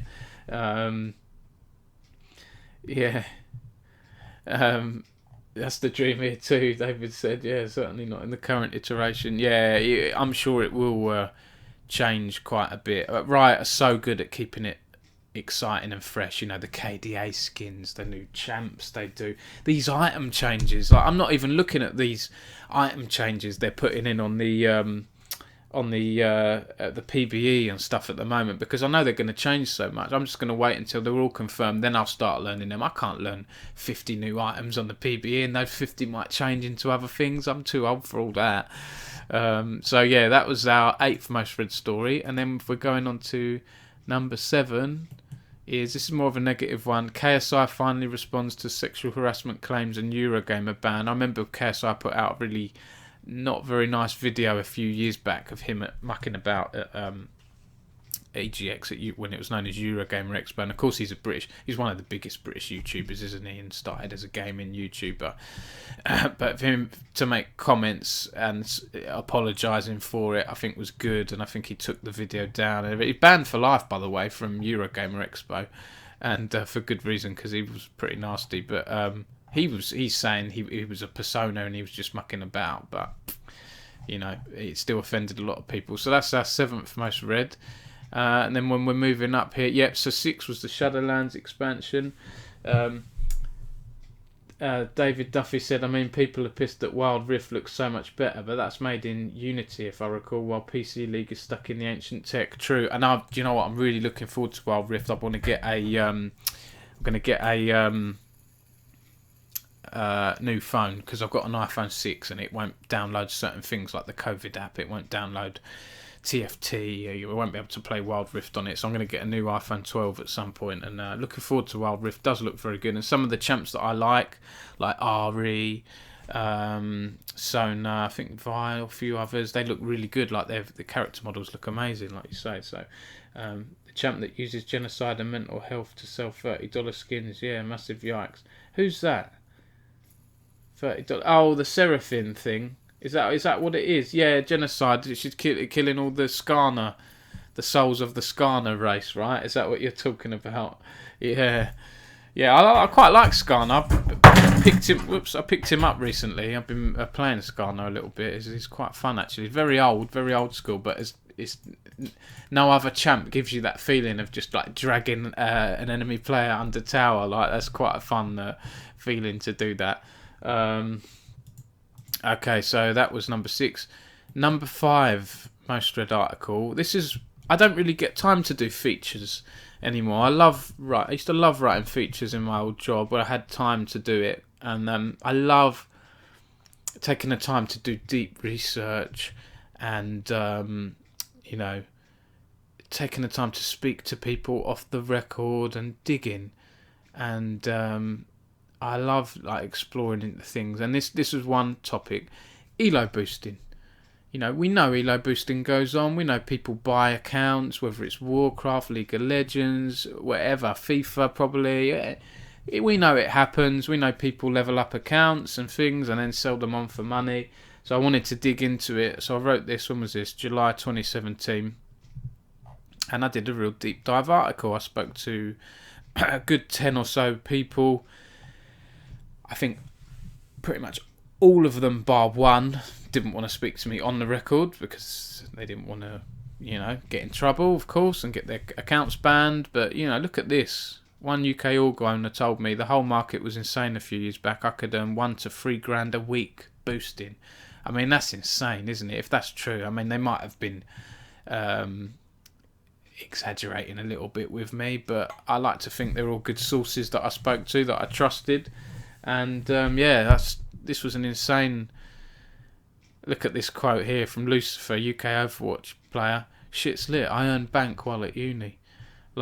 People are going to boost, and I actually think some companies, publishers out there, aren't hard enough on boosters.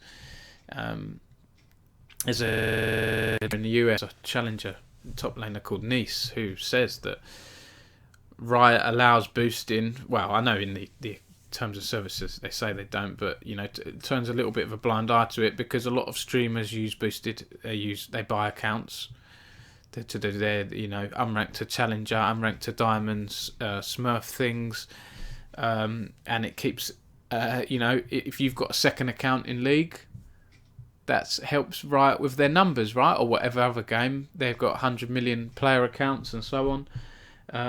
Yeah, shit's lit is a quality quote. Yeah, he was. I actually I don't know why I've got a thing for liking the bad guys in esports. Sometimes I think it's because I like underdogs. Interesting quotes. Right, this is why I write about Gross Score. So he can do some weird things at times, but these people are interesting, And Lucifer. In Overwatch, I don't know if he still plays Overwatch, but I know he's upset a few people and annoyed a few people, but he gave me some interesting quotes, that's it. It's like villains, isn't it, in wrestling, that villain character, boo, but actually it's entertaining to watch, that kind of thing.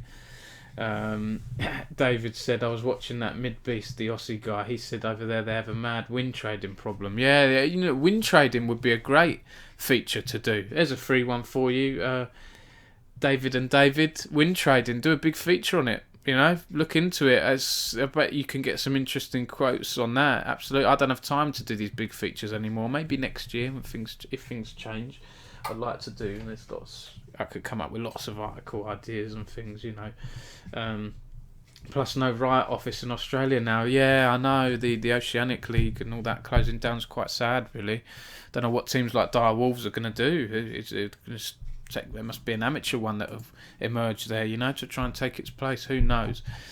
So yeah, that's a long article. That's a good, I don't know, 5,000-6,000 words. I don't know, something like that. Look at this. Look, comment people. I need to remove these people commenting on this here. People trying to get their boost.gg putting comments on the article to get clout and all that stuff. But anyway, so that was the 5th most. Now the 4th most read article. It's that man again, Gross Score. I've mentioned him twice now. How are we doing with the Gross Score and Haddo? I've got Haddo's on 6, Gross Score's on 5, so they're quite competing. I knew this was happening because I know Gross Score, and he told me beforehand, Dom, I'm getting unbanned by Twitch. Don't tell anyone. I was like, I want to write the article. So I waited until he... Oh no, what did I do here? May 15th. Yeah, so basically I saw that Pornstar Zillion, the League of Legends player, had put welcome back Gross Score. He'd obviously heard the rumour, and I thought, well, it's out there now. I need to post what I've heard. So I just did an article saying I heard he's back. It's got about 100,000 views, this article. Insane. Now, you say what you want about Gross Score, but at the time he was very popular. When he did his return stream, I can't remember who. I think Faker. A lot of people were tuning in to watch him, sending him messages. He had a lot. Don't know what it was, 20,000, 30,000 views on that return stream, and then now he's dropped back down and everything. Doesn't play League of Legends. But when I got this scoop, unbanned by Twitch. Of course, he was banned for like whatever it was, a year or so. So this was actually quite big news. And some people have flamed me over the years saying, "Why'd you write about Gross Score, Dom?" Well, he was the biggest UK League of Legends streamer. You know, that's a fact. He's big. Now you've got Ross Boomsocks is probably the biggest. Does incredibly well on YouTube. Shout out to Ross. Actually, I've got an article to show here of Ross Boomsock because this made me laugh when I saw him do a YouTube. This isn't esports, but I like to write about streamers and things like that. So this is Ross Boomsock spent $250 turning his childlike drawing of Urgot into an actual plushie, and it might be the greatest thing ever. $250 on this thing. I've showed my son this, and my son wants to draw a character to get turned into a plush as well. You can see Ross here drawing. Let's open this up in YouTube. Hang on, drawing his Urgot, and then doing the unboxing. Hang on, we've got an ad here. I'm surprised we haven't had any ads on YouTube so far. Here we go. So what we're gonna do is we're just gonna. So here's the unboxing. A printout of the drawing. Oh my crit. Okay, yeah, it could very well be 3 foot tall. Now that I'm looking at it, right. This is a big reveal. Do this side, right?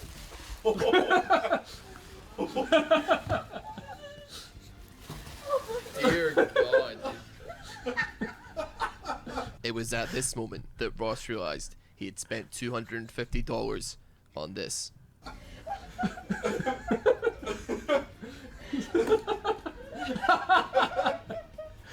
What is that? Oh dear.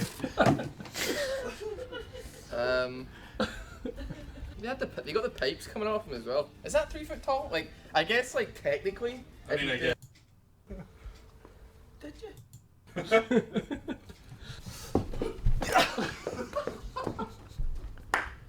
That was made with so much love, and you just yeeted it. Paid them $200 for this. Freaking dollars for this almost. Did you? Yeah. Oh my god. What, 200 quid or $250 for that thing? And actually, this did bloody good. I don't know why this article did so well, but it did. Well, Ross tweeted it, so shout out to Ross. And I like Ross's content. He's a great League of Legends streamer, and he's one of us. He's from the UK, which is brilliant. What was I going to say? Yeah, actually, if you search now for Ross Boomsocks on Google, is it on there? I was on the front page for a bit. I think I've moved off a little bit now. Let's have a look. Page 2, I think. There we go. Yes, top of page 2. But I like if you search for image search. Wherever I am, look, him cradling the Urgot toy on my site is put up near the front, which I find quite funny. So anyway, let's go back to our most read articles. So the top 3.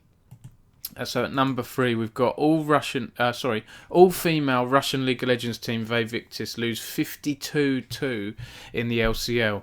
Is this really about giving women a platform, or is it just an unfair publicity stunt? So this happened early 2019. A mix of, I believe, plat or diamond players, but they're playing in a league with challenger players.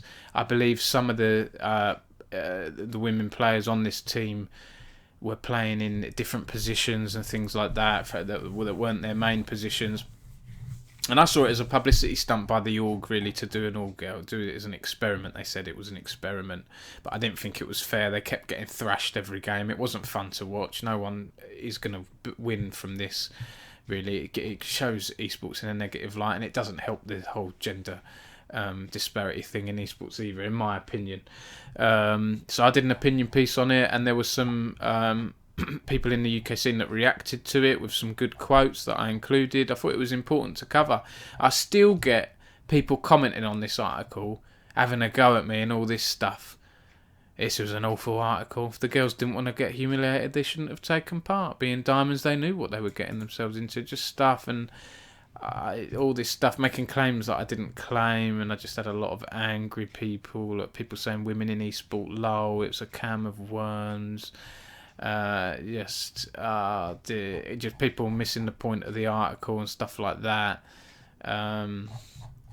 Some fair comments, but I felt it was important. I will cover things that are important. I try and get a UK angle. I had the UK scene comment on it and things like that. But that was number 3. And then the top 2, unfortunately, aren't. I say I wanted to keep this stream positive. The top 2 aren't positive, unfortunately. This one is third Yogscast member under investigation after CEO departs over accusations of an inappropriate behaviour. This had a lot of views. Scandal at Yogscast. There was harassment, apparent sexual harassment and things like that. It wasn't nice, but I felt it was important to do because Yogscast are one of the biggest British gaming channels out there, and it's important to cover this stuff so that we unearth it and we highlight it and try and stamp it out in the future. And on that note, our most read article, I checked this the other day, I think it's on 160,000. It's just insane. I thought the gross score one wouldn't be beaten, but this method implodes in wake of abuse scandal. General manager steps down, players and partners depart, sponsors dry up, founder takes time out to contemplate the org's future.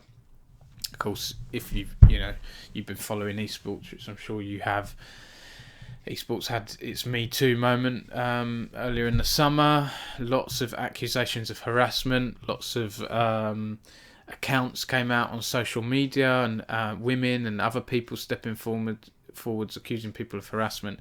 And Method was at the centre of a really nasty incident with one of its former players who abused several women that came forward. It's not nice. I don't want to go into it, talk about it too much, but it's all in that article. And I felt it's a real shame because Method, for me, up until that point, I really loved Method. I thought they're a fantastic guild and organisation.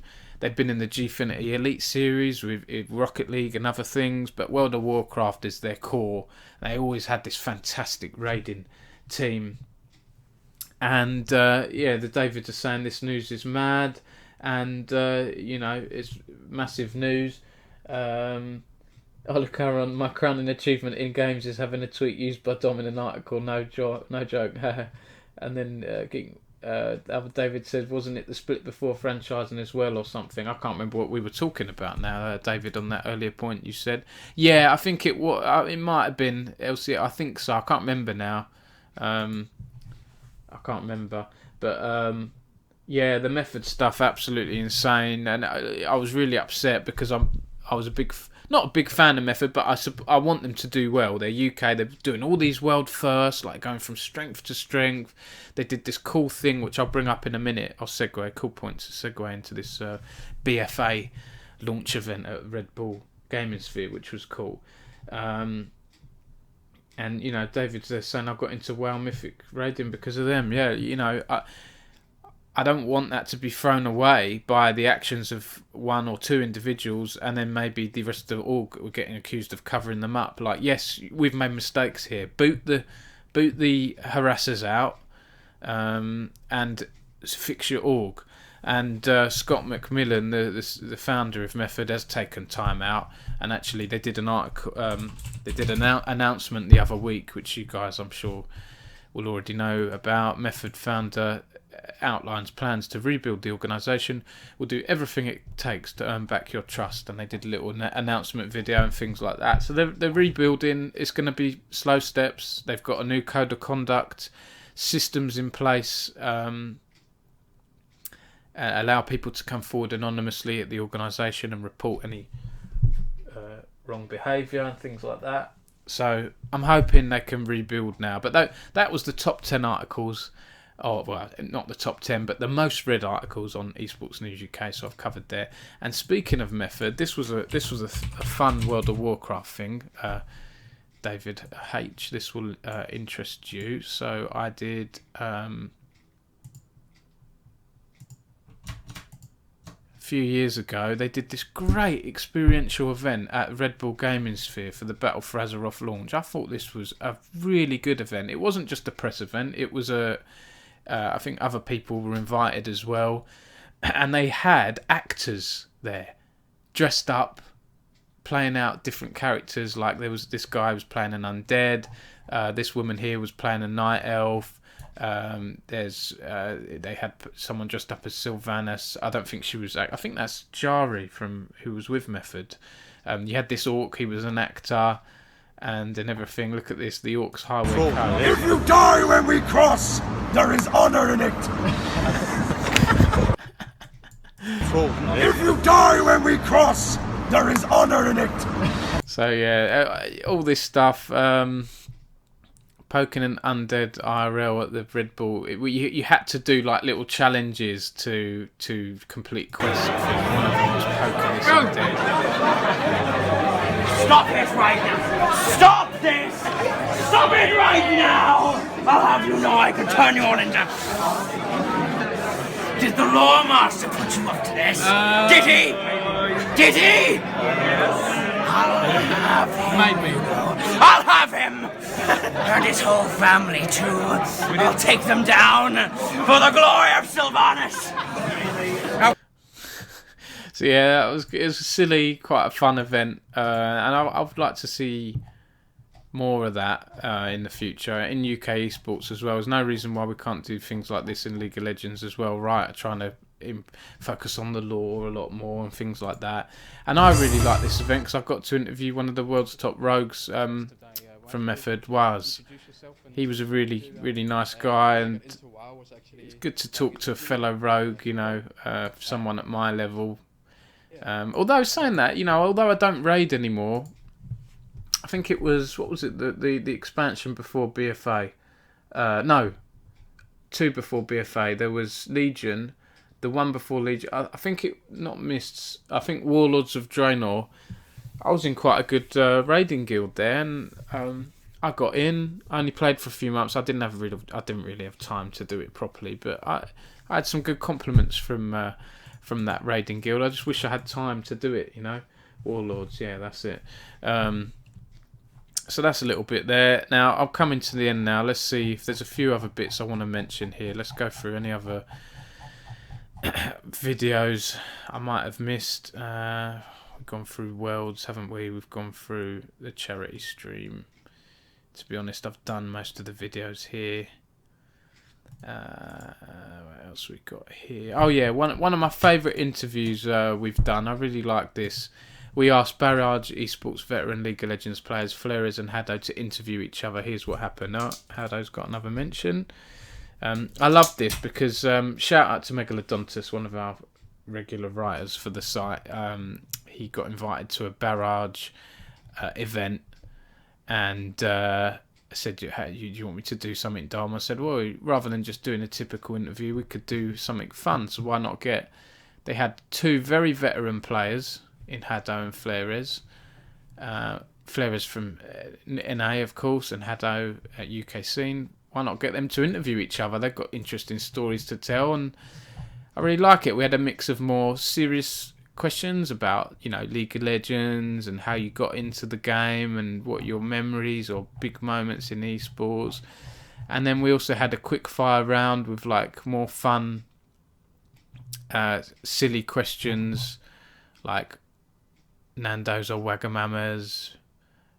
Flares asking Haddo, Manchester United or Manchester City? And Haddo's gone, I don't give a fuck. Flip a coin and take one. Like, it's really silly. I just like this. This was a fun article. Again, esports should be fun. So shout out to Megalodontus for doing that. I enjoyed that. It's one of my favourite interviews on the site. And then looking at shout out to Ferndog here, one of the longest standing coaches in the UK scene. This is one of my first articles I ever wrote for the site, October 2015. UK coach to lead one of Europe's top all-female League of Legends teams in ESWC Paris tournament. And that was Ferndog, and he's still doing this coaching stuff. So shout out to Ferndog. He's been around a while and still going strong.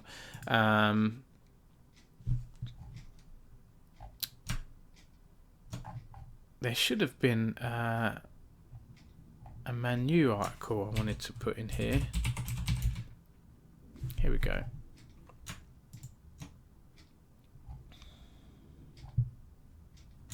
Oh, actually, it's coming up in a minute. Hang on a second.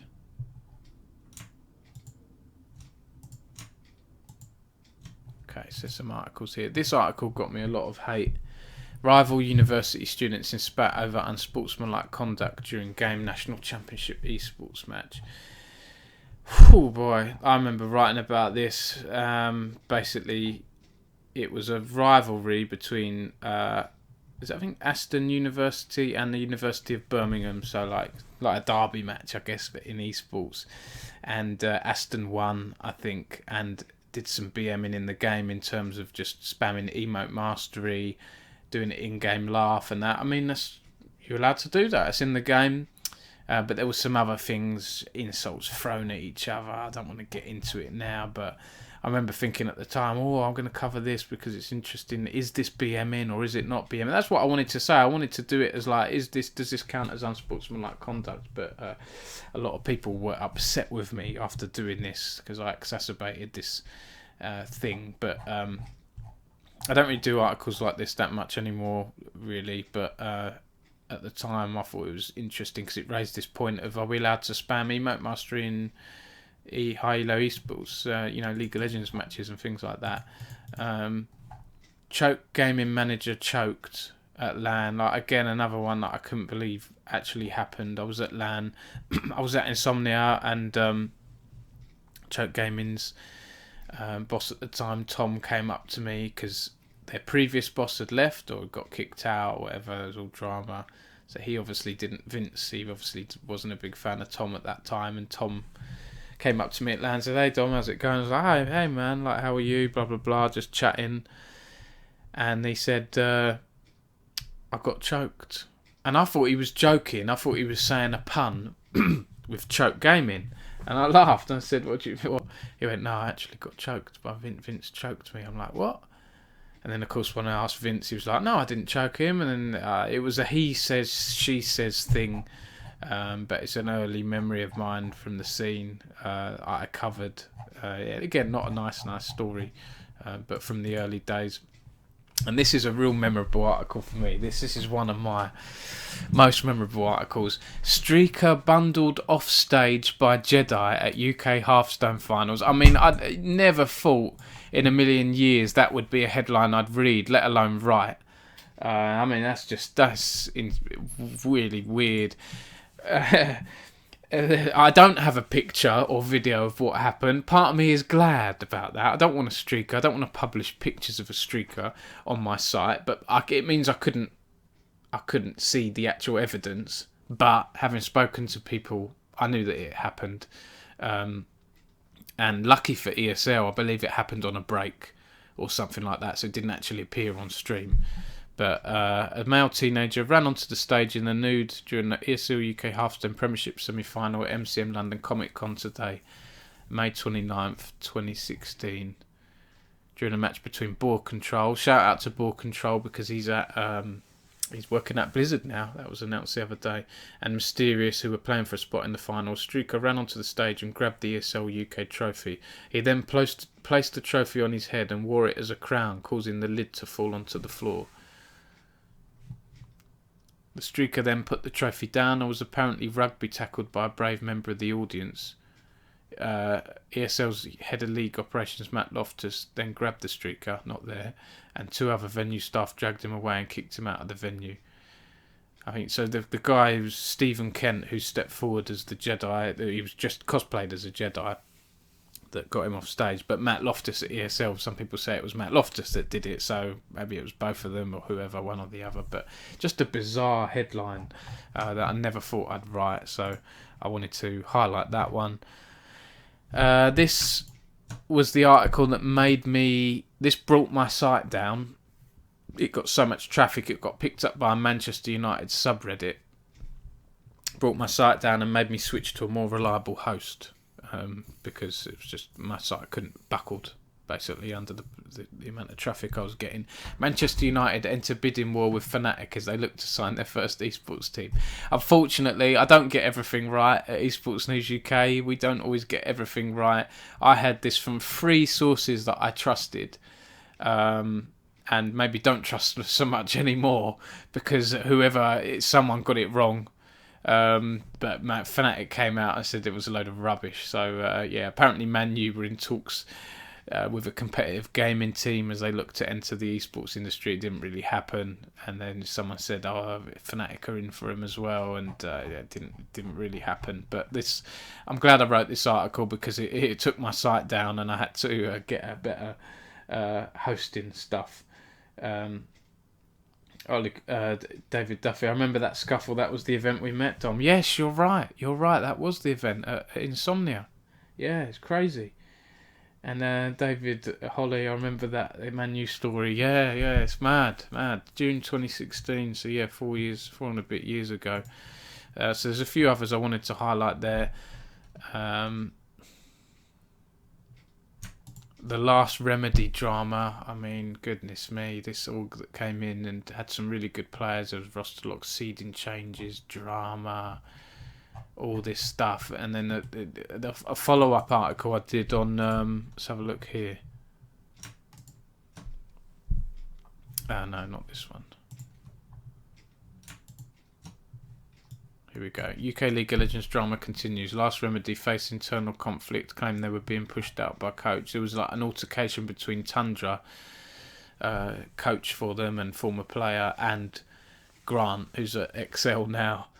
And Grant was saying he was trying to get pushed out, and I remember I wrote something on Twitter saying, I've got this, you thought you knew drama, I've got something coming. I had people waiting around on Twitter saying, hurry up Don, publish the article at like 1 a.m.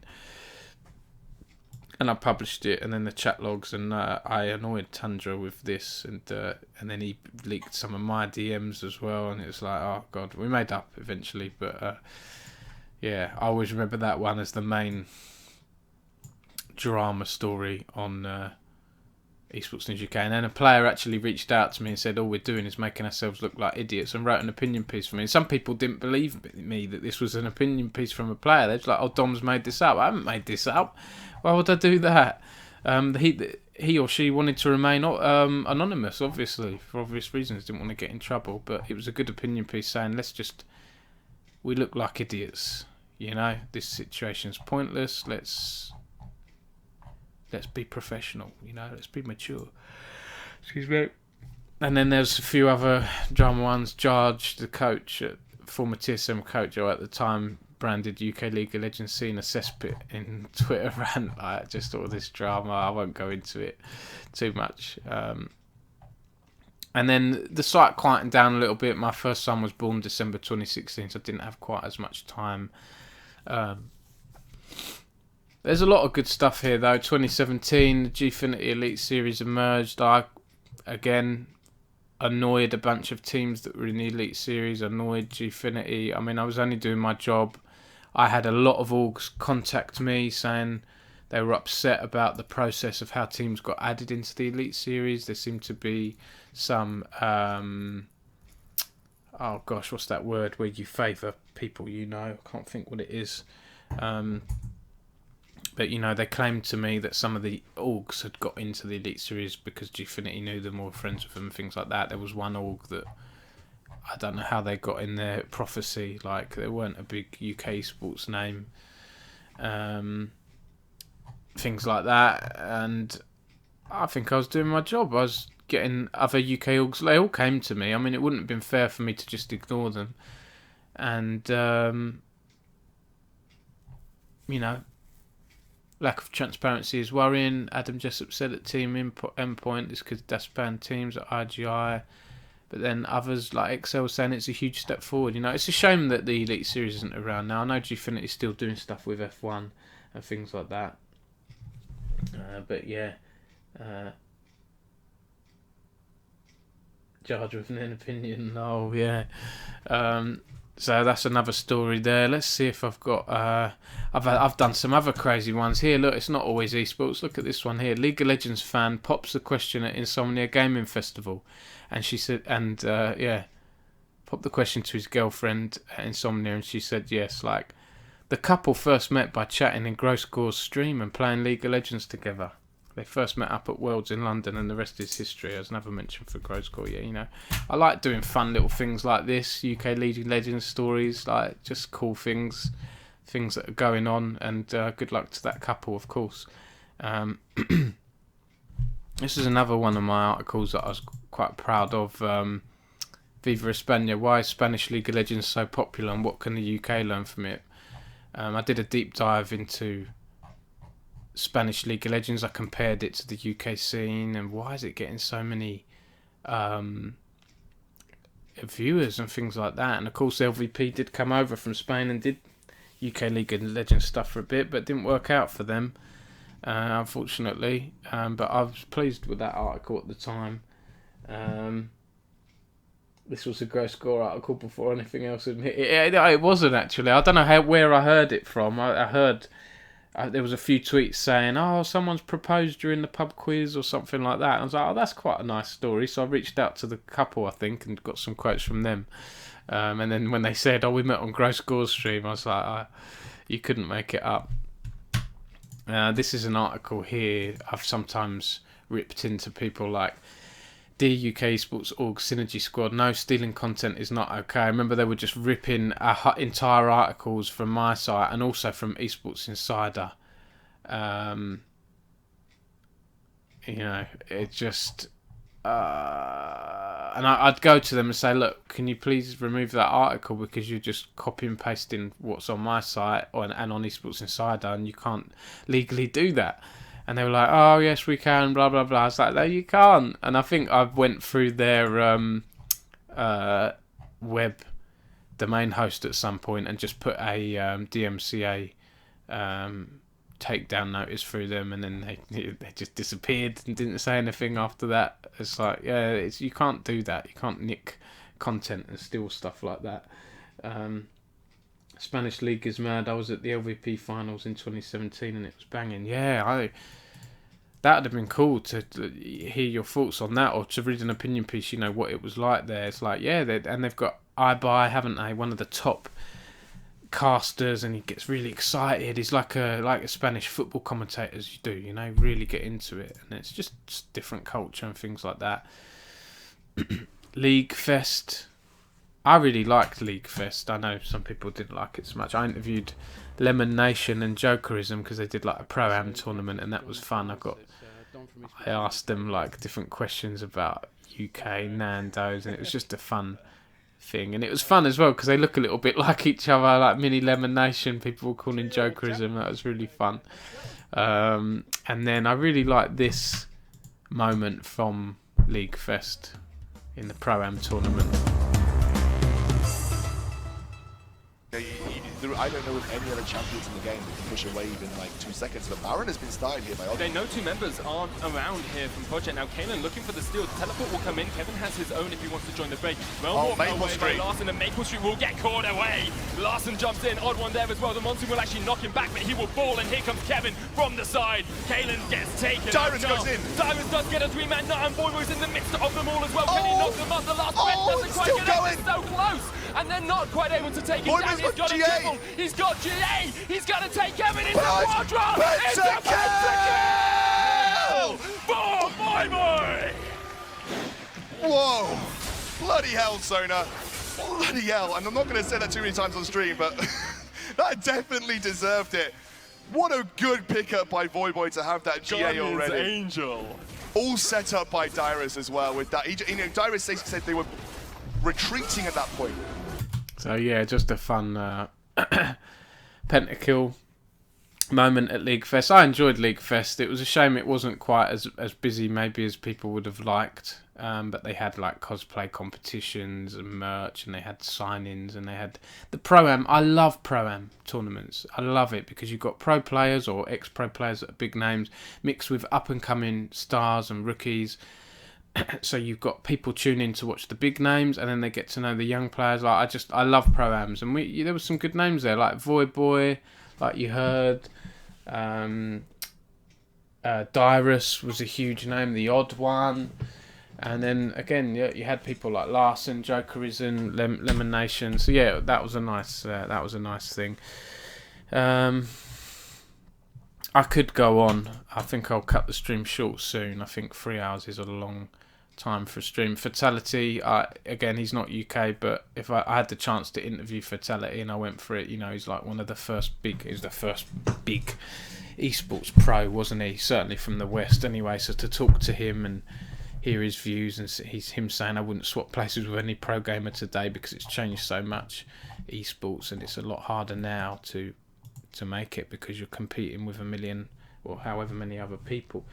David Duffy said it was part of Gamergy, the Spanish LVP one, so like a Spanish EGX, they built a literal amphitheatre in one of the halls, and it was so loud. That's awesome. I wish we had that kind of interest in League of Legends in the UK. I really do. Some other things that stand out here.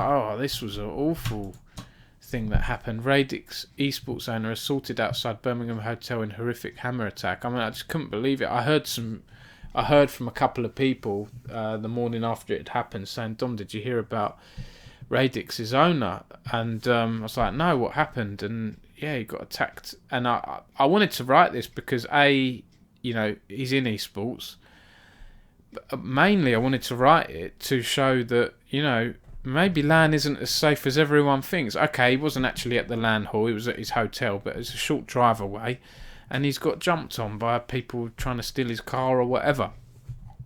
I remember Dick Zerter covered this, and they didn't credit me, and then everyone started retweeting their article. I was like, can you put a credit link in, please? Because I broke the news. But I interviewed Michael after this, and luckily he was all right, but pretty horrific. Thank God he was all right, but insane pictures. Like, I don't want that. I hope we don't see that happen again. And then last few ones here. So a tour of XL Esports World Class HQ and training facilities at Twickenham Stadium. This was really good launch event at XL, and I really enjoyed it. And I just did a nice behind the scenes type thing, talking about all the things there, all the different rooms and quotes from Excel and pictures, and quite high up on Google now. If you type in for XL HQ or Twickenham, that's doing well as well. I'm losing my voice, I've spoken so much today. I wanted to highlight this article because this is published on November 26, 2019, the day my twins were born. I was in hospital with my wife. She'd been induced and she was asleep, and I'd heard some rumours earlier on in the day that LVP were pulling out of UK League of Legends and were ceasing operations. So I contacted a couple of trusted sources who pretty much confirmed to me, yep, that's happening. So I was like, well, I've got it, I'm going to run the news. So I wrote this article beside my wife's bed while she was sleeping in the hospital, and I wrote it and published it while I was in hospital. And then my twins were literally born when she woke up a few hours later. So a little bit mad for me to do that, but what was I going to do while she was sleeping? I had nothing to do, so I published the article. So it's a bit of a crazy story of how I did that. But I'm dedicated. I remember when I was on the phone to one of my sources, a nurse came up to me after and she was like, "Can you go outside if you need to use your phone?" Because I think I was talking quite loudly. I was on like the labour ward. So well, that's a story you don't hear every day, I guess. And then shout out as well before I go to ESL UK. Really sad to see late last year that the staff layoffs they had at ESL UK. Really sad to see, but a lot of those people have gone on to find more work elsewhere or set up their own businesses and things like that. But ESL have done a hell of a lot the past 4 or 5 years or so in UK esports, and I don't hear so much of them these days. I don't really get press releases and things from them, but still doing their prems, CSGO Prem and everything, so I hope that continues and we see and hear more from them in the future. Memes, do you know what? I haven't done memes, have I? Before I go, is there any memes of the month? I don't really do memes of the month anymore. I stopped a few years back, but memes of the month. Here we go. May, June 2019 tier list, drama and roster announcements. Tier list, tantrums, all this stuff. Oh dear. Memes, UK League memes, I haven't done that. I maybe should have mentioned more memes, really. What we got here?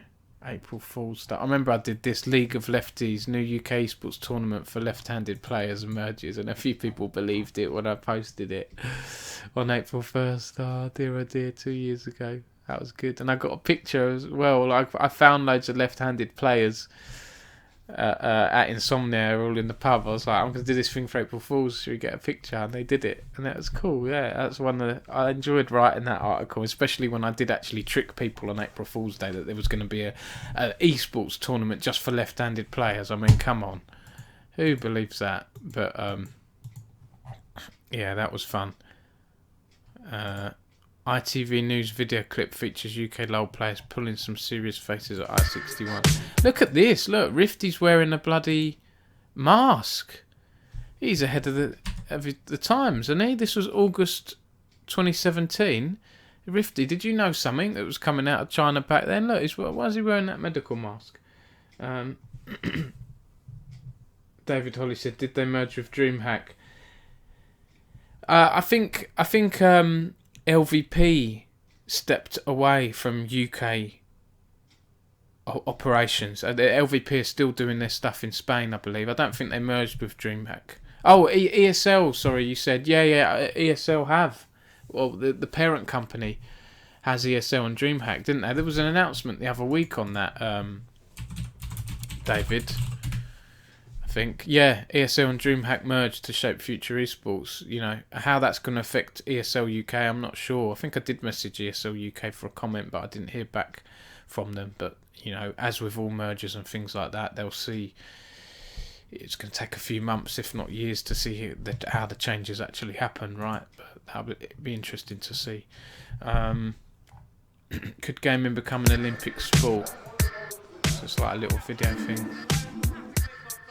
These players might not look like athletes, but they train intensely to become the best.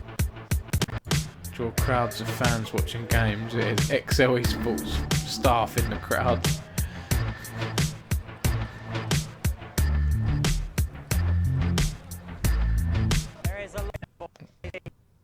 I remember this, some quotes. Top players log thousands of hours. Food is brought to them during tournaments. I mean, that doesn't happen, really.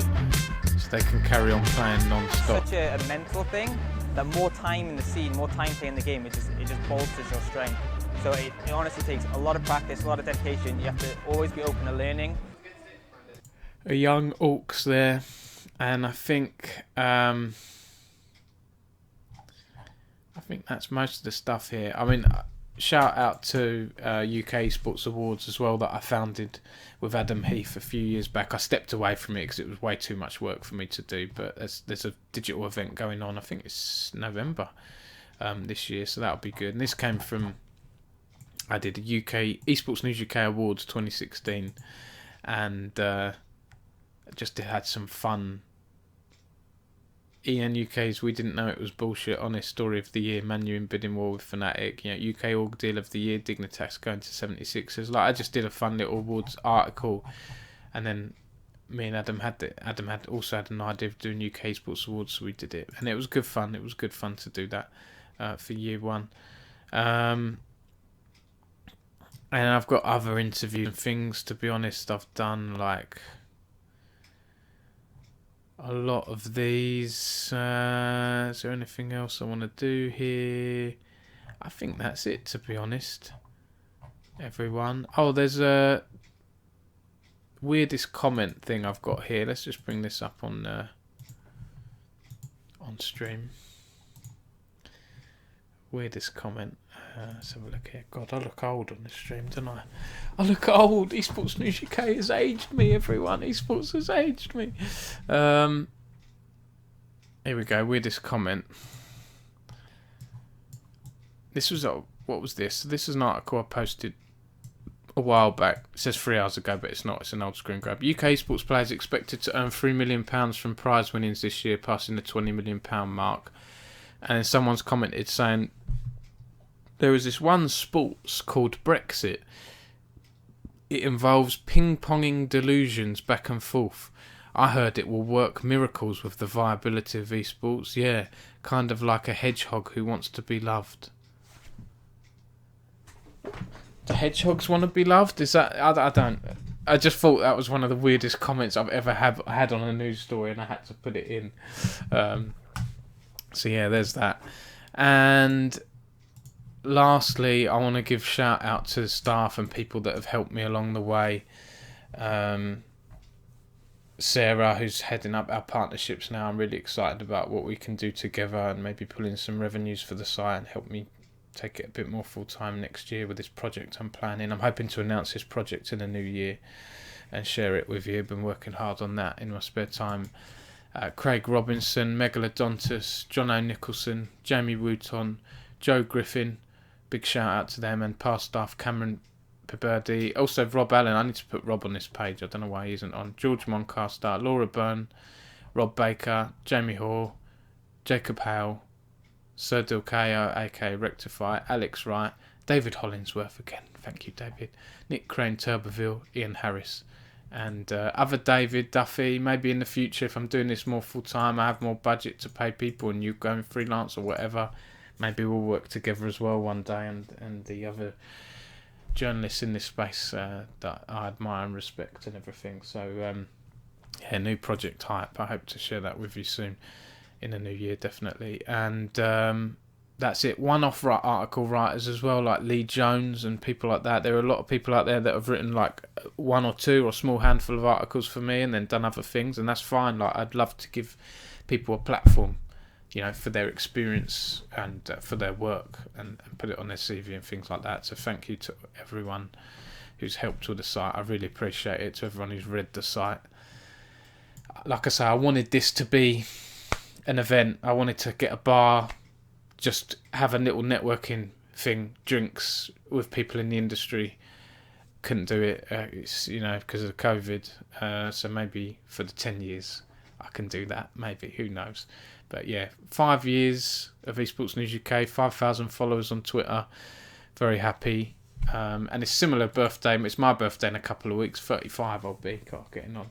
So David Duffy said, I'll do some bits for free sometime if you ever need it. I appreciate that, mate. I'm not very good. Not if someone of your experience, I'd have a guilty conscience. It's like when Sue Collins and Governor, when they do stuff for British Esports, like they host our championships and things like that, and they're volunteers, it's like, I feel bad because people like that, like you know, deserve to get paid for your work. They're very experienced and so on.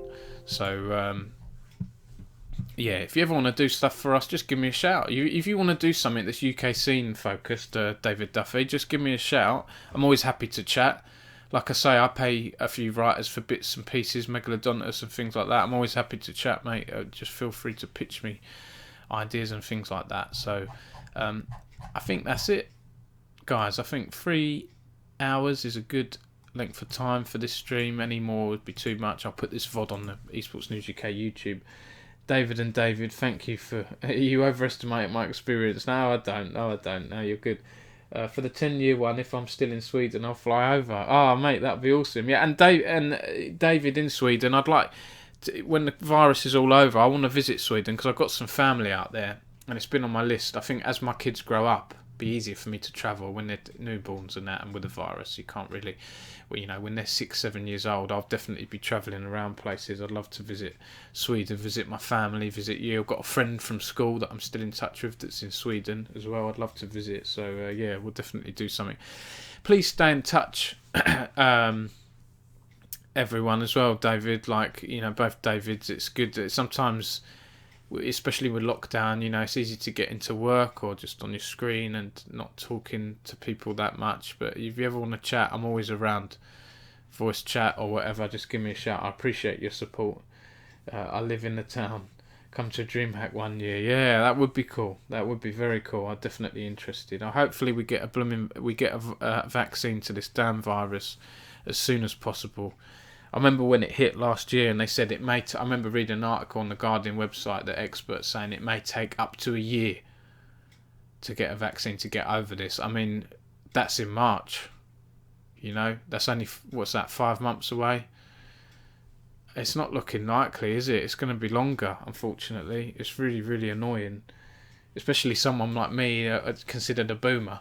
You know, you cherish time more and more, I think, the older you get. But anyway, enough of that. Thank you again for tuning in, everyone. I really appreciate it. I've enjoyed your company tonight. I haven't been angled that well. You haven't been able... I've been wearing an Esports News UK t-shirt and I haven't been able to show it off because I've been sitting like that. I need to hoist myself up a bit, but then you can't see my face. But yeah, thanks everyone. Really appreciate it. To David still watching. Hit me up sometime. I look forward to the next 5 years of Esports News UK. So thanks again for watching, everyone, and Sacco signing out for now.